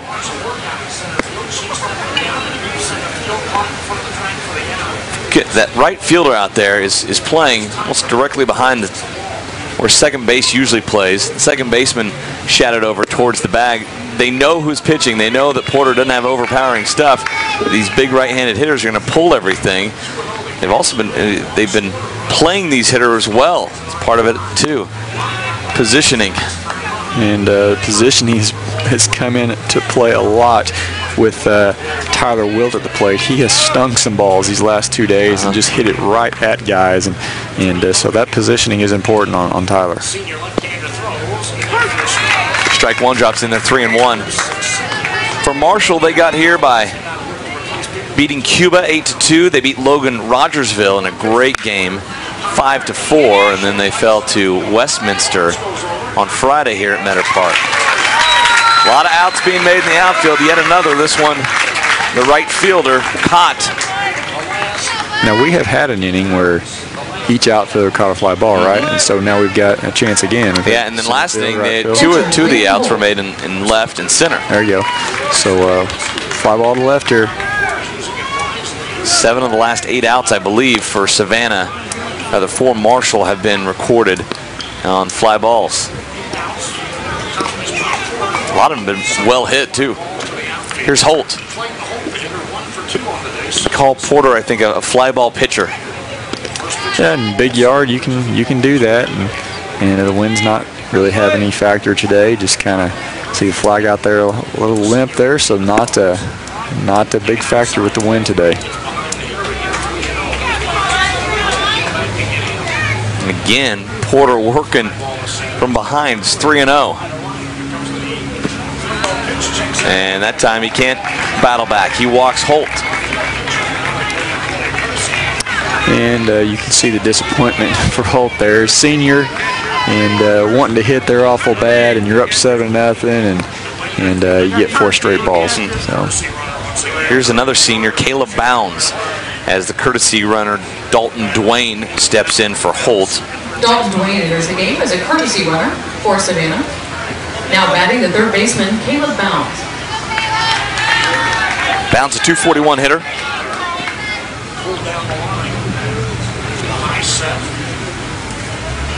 Play the corners, play first base, play third base.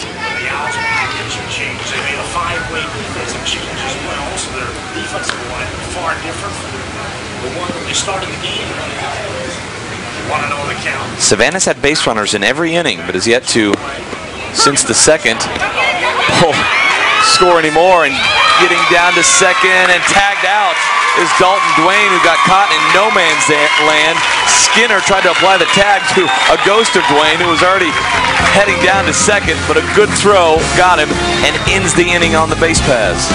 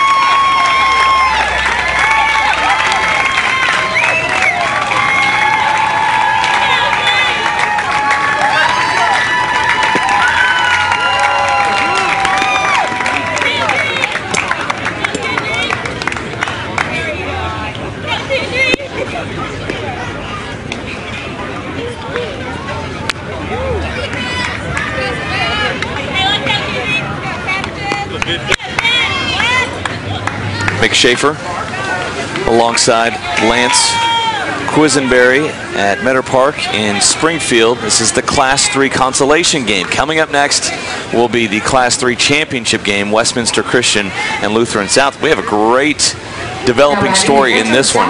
That guy right there, Blake Mcfaden, has 13 strikeouts. The record, 16. All classes here at the Final Four. And he's going to have 2 more innings to try and chase that down. And the way he's looked so far, you just feel like he's probably going to get there. It's like he could breeze right by it. 1-1 to the batter, Zach Bishop. 13 strikeouts has now been done 11 times, and this one is not going to be a strikeout. Bounds, his third baseman could have helped him out. Let that drop. Just let it drop. We want to see the record here. So 3 outs have now been made, not via the strikeout. Third baseman. He started out the last inning like that as well. Had a fly ball to right field, but then he struck the last 2 guys out. So see if we get a repeat performance here. But this is the middle of your order. These are a little better hitters. So see if they can do. Panel here is an excellent hitter. Jordan Panel has the only hit of the day for Marshall, and we've seen with Panel, he's got a steady diet of the breaking ball. Since his first at bat, when he hit that fastball that went to the track out in right field, he's not seen a whole lot of anything straight. Able to hold off on his swing on that pitch. 13 strikeouts on the nose has been done 10 times. 14 has been done 8 times. 15 strikeouts 4 times, and then 16 strikeouts 4 times. 21 outs in a game at the high school level in a 7-inning game. Foul ball and 2 strikes now on Panel.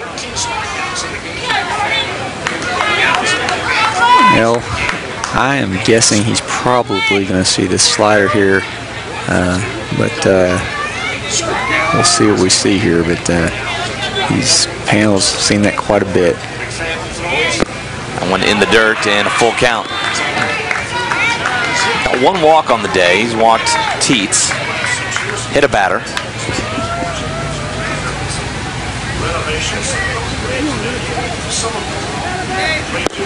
That one in the dirt and another walk, and a base runner here for Marshall in the 6th.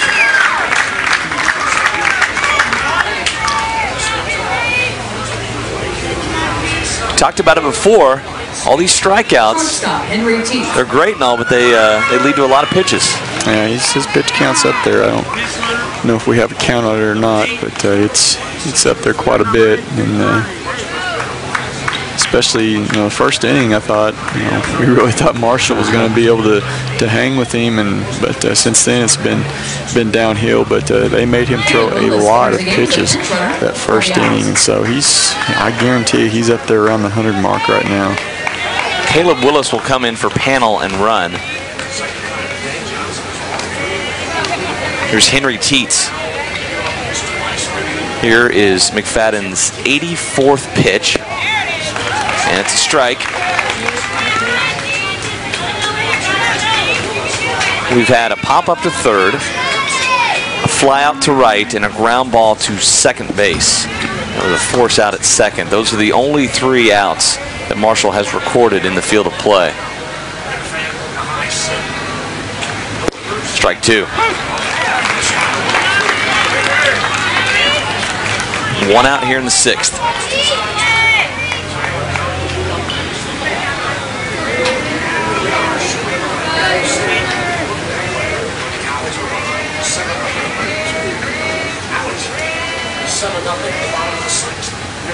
Strikeout number 14.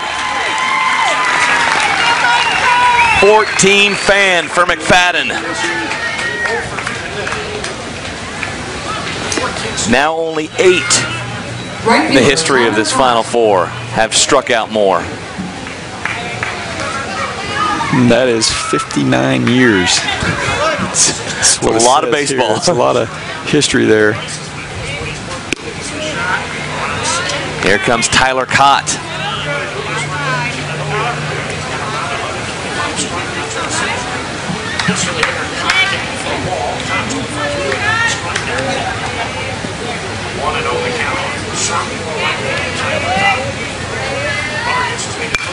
Fouled off. 1 ball, 1 strike. As the courtesy runner, was on his way to second. Yeah, that might not seem like an important run or anything like that. I'm sure Marshall would like to at least get on the board here and get a runner. What the heck? Let's go run this guy and see if we can get a runner in scoring position. We'll do what only one team has done all year long. Score an earned run on Mcfaden. He's given up 1 all year. Breaking ball. Caught. Doesn't bite. Ball 2.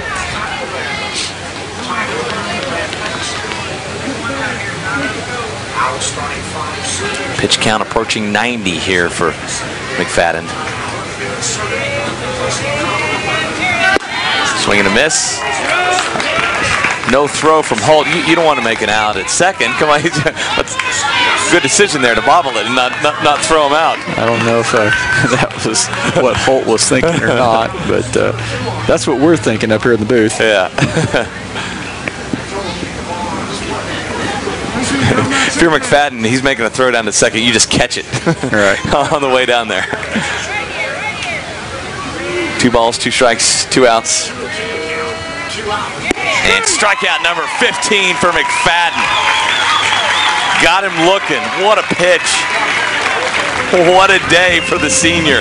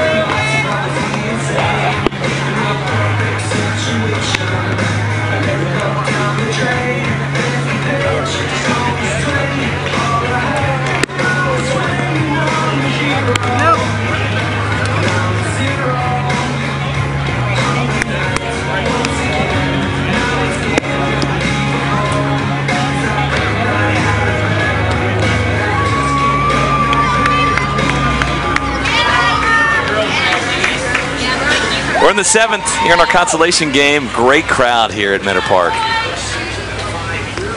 7-0 Savannah. It's been that score since the 2nd. Savages got out to a comfortable lead and have held on. Just watched Blake Mcfaden do his thing. Overshadowing a pretty good pitching performance by Colin Porter, too. Yeah, Porter, he come in the 3rd inning, or was it the bottom of the 2nd, or one of the two? It was in the 2nd. He's put goose eggs up. He gave up a run. It wasn't charged to him, but he closed the door on the damage being done in the 2nd, and since Savages have hit him, but his defense behind him has played well. Hasn't given up a run since. That one, though, sent him to his rear. Caleb Bounds. Fortunately for Porter, that did not hit him as he takes his cap off and breathes a sigh of relief. That was a hot shot right back in the box. A good thing that Porter can smile about that. You know, if you've ever pitched, you've been in that situation before where a ball's been hit at you and you had no time to react. It was just, you just hope it didn't hit you, and that's what he was in. But you know, they've went to these new bats, these BB cores, hopefully to take situations like that away where guys just don't have a chance to react, because the bats before these BESR bats, those things were like atomic weapons holding those things, and the ball would just absolutely trampoline off those bats. And so even though that ball was hit hard, just imagine with the other bats, it would have been even harder. And maybe he had just a split second there to move himself out of the way, and that may have saved him from having a bruise somewhere on his body. Leadoff man on once again for Savannah. Here's Preston Bailey.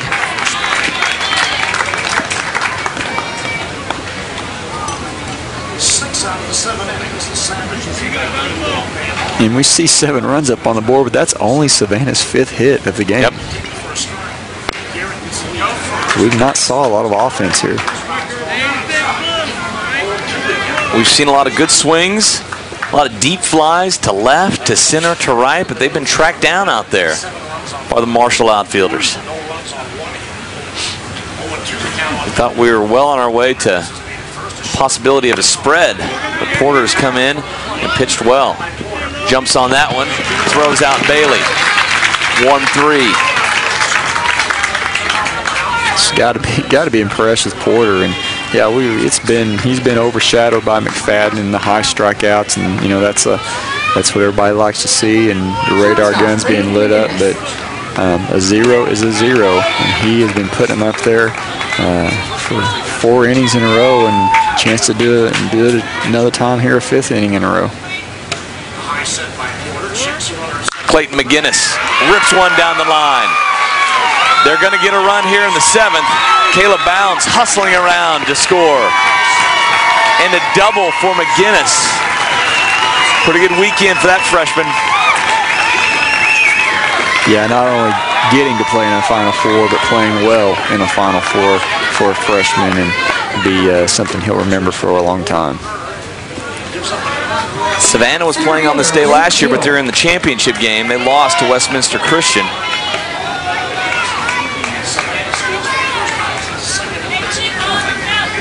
Blake Deal looking to add to it for Savannah.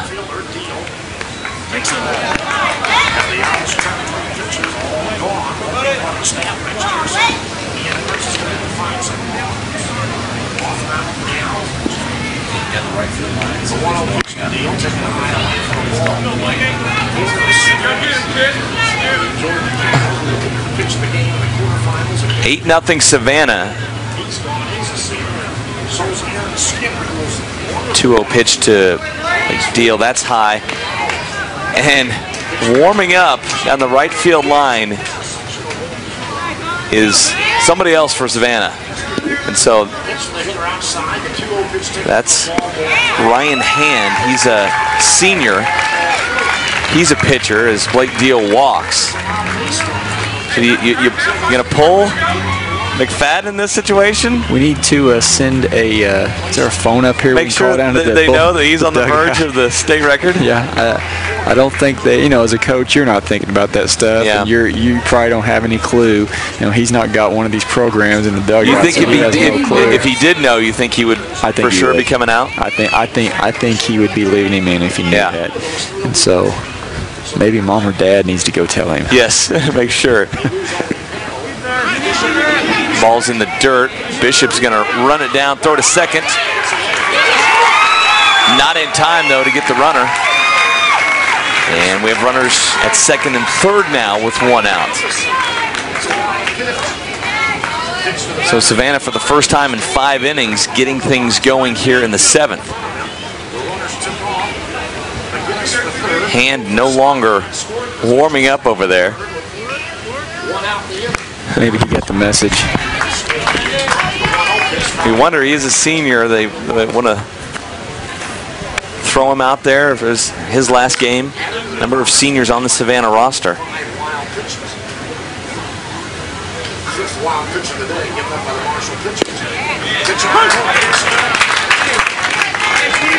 Well, I guess if you wanted to, and if it all worked out where Mcfaden struck the first 2 guys out and got the record, then maybe you could bring in the other guy for the last out of the game. But Myers to right and caught. No tag as Blake Deal will stay, or excuse me, McGinnis will stay at third. Saw maybe a little freshman mistake there, not tagging up, but with an 8-0 lead, it's not as big Probably as a deal. don't want to send him yet. Yeah. Pitcher Blake Mcfaden. If we had a tie ball game, you might see the coach react a little different to that one. Coach Bodenhausen might have been in his ear a little bit. Here's Blake Mcfaden. Only 1 for 4 at the plate today. Been doing all his damage on the mound. As we said, Henry Keats, Zach Bishop, Jordan Payne, those are the top 12 out hitters. Bishop will both return next year for their senior season.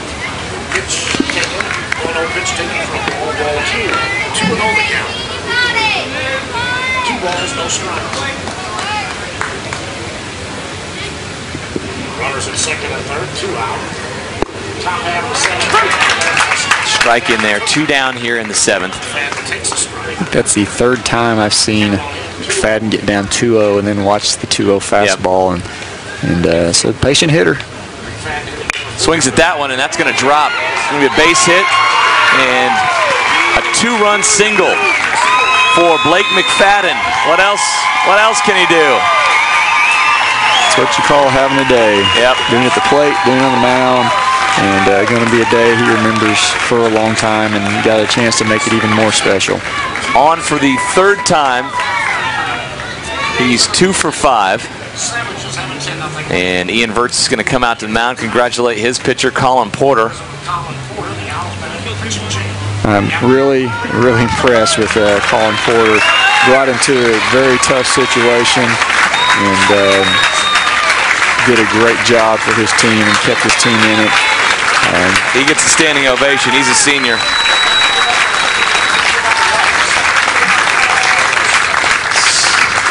Sometimes takes you a while to realize that this is it, and just getting the chance to play in a Final Four is really special. So they got nothing to hang their heads about. We're going to take a break. It's 10-0. Savannah rolling to a win here in the consolation game.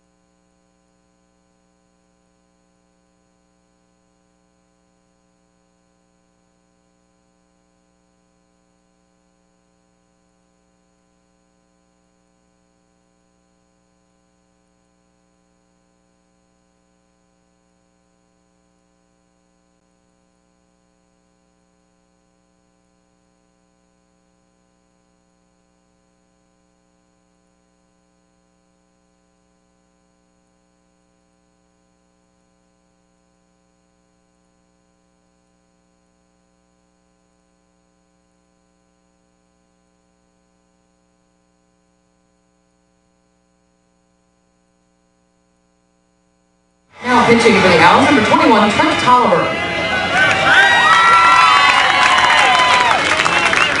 Pitch running for the Savages, number 22, Ryan Hand. Trent Tolliver is your new pitcher from Marshall. 6 ERA on the season, 0-1 in limited duty. He's a junior. At first base is Ryan Hand running for Blake Mcfaden. It's 10-0. Savannah has tacked on 3 more here in the 7th.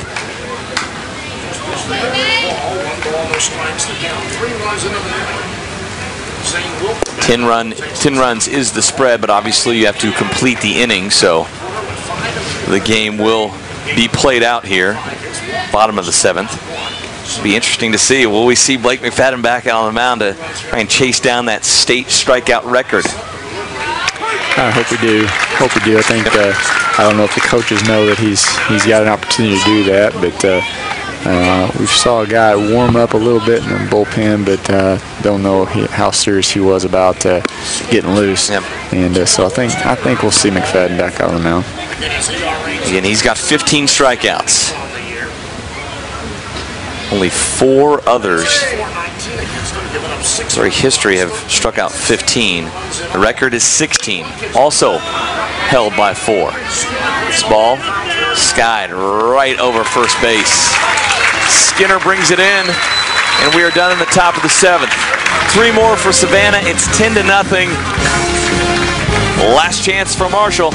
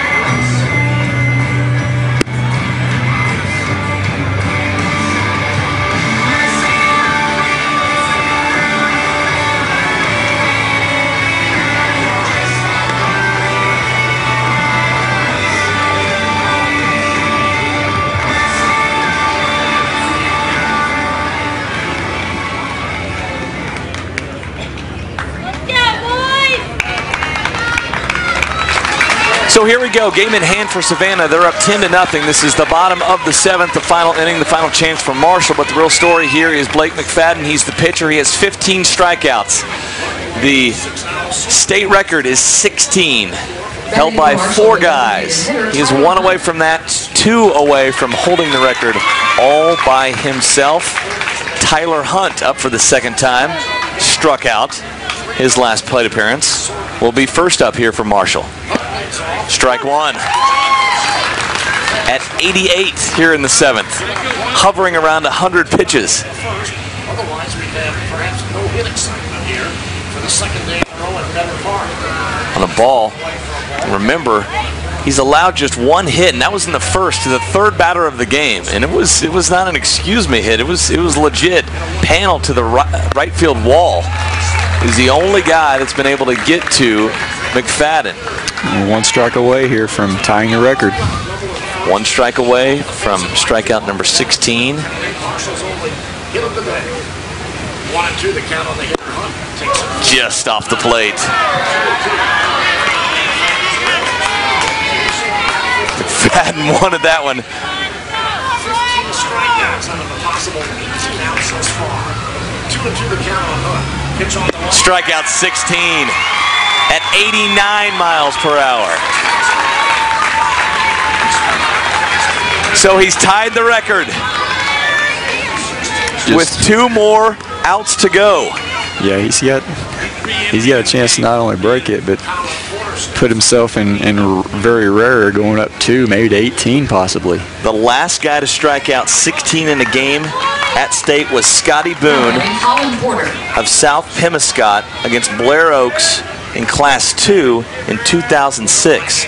None of the guys that have struck out 16 before this were above Class 2. So he's got the record for Class 3 and 4. And here he is going for all classes and quickly ahead of Porter, 0-2. Chance to see the record right here.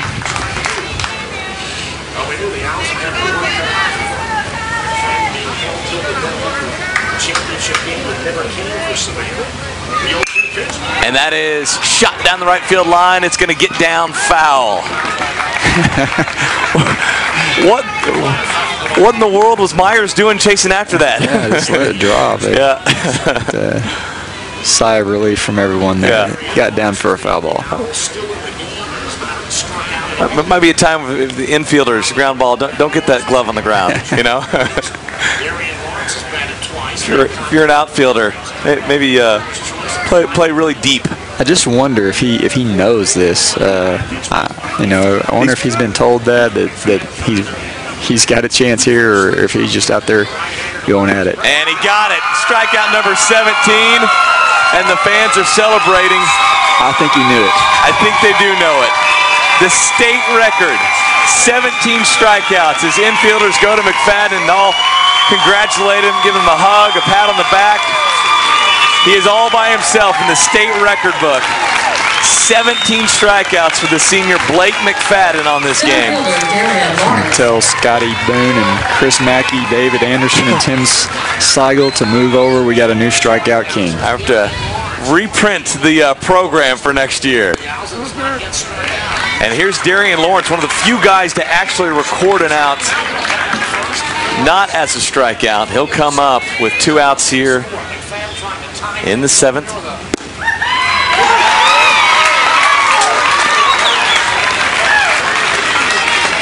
'17 strikeouts. There aren't anybody with strikeouts, so he's got a chance to go 2 up with 18. Yep. And he got it. 18 strikeouts. He strikes out the side to end the 7th, to end the game, to end his high school career. What a day for Blake Mcfaden, who also, by the way, went 2 for 5 at the plate with 2 RBIs as his team wins it 10-0. One of the most dominating performances we've seen on the mound ever at this Missouri State Championship. Pretty cool to see history like that, even though it wasn't a 3rd place game. Still, you do not see that happen a lot. And we're not talking about a 9-inning game. We're talking about a 7-inning game, getting 18 strikeouts. You're not going to see that happen many times. 18 Ks for Mr. McFadden. That is a MSHSAA record. We'll come back and wrap up this consolation game. Look ahead to the championship game after this.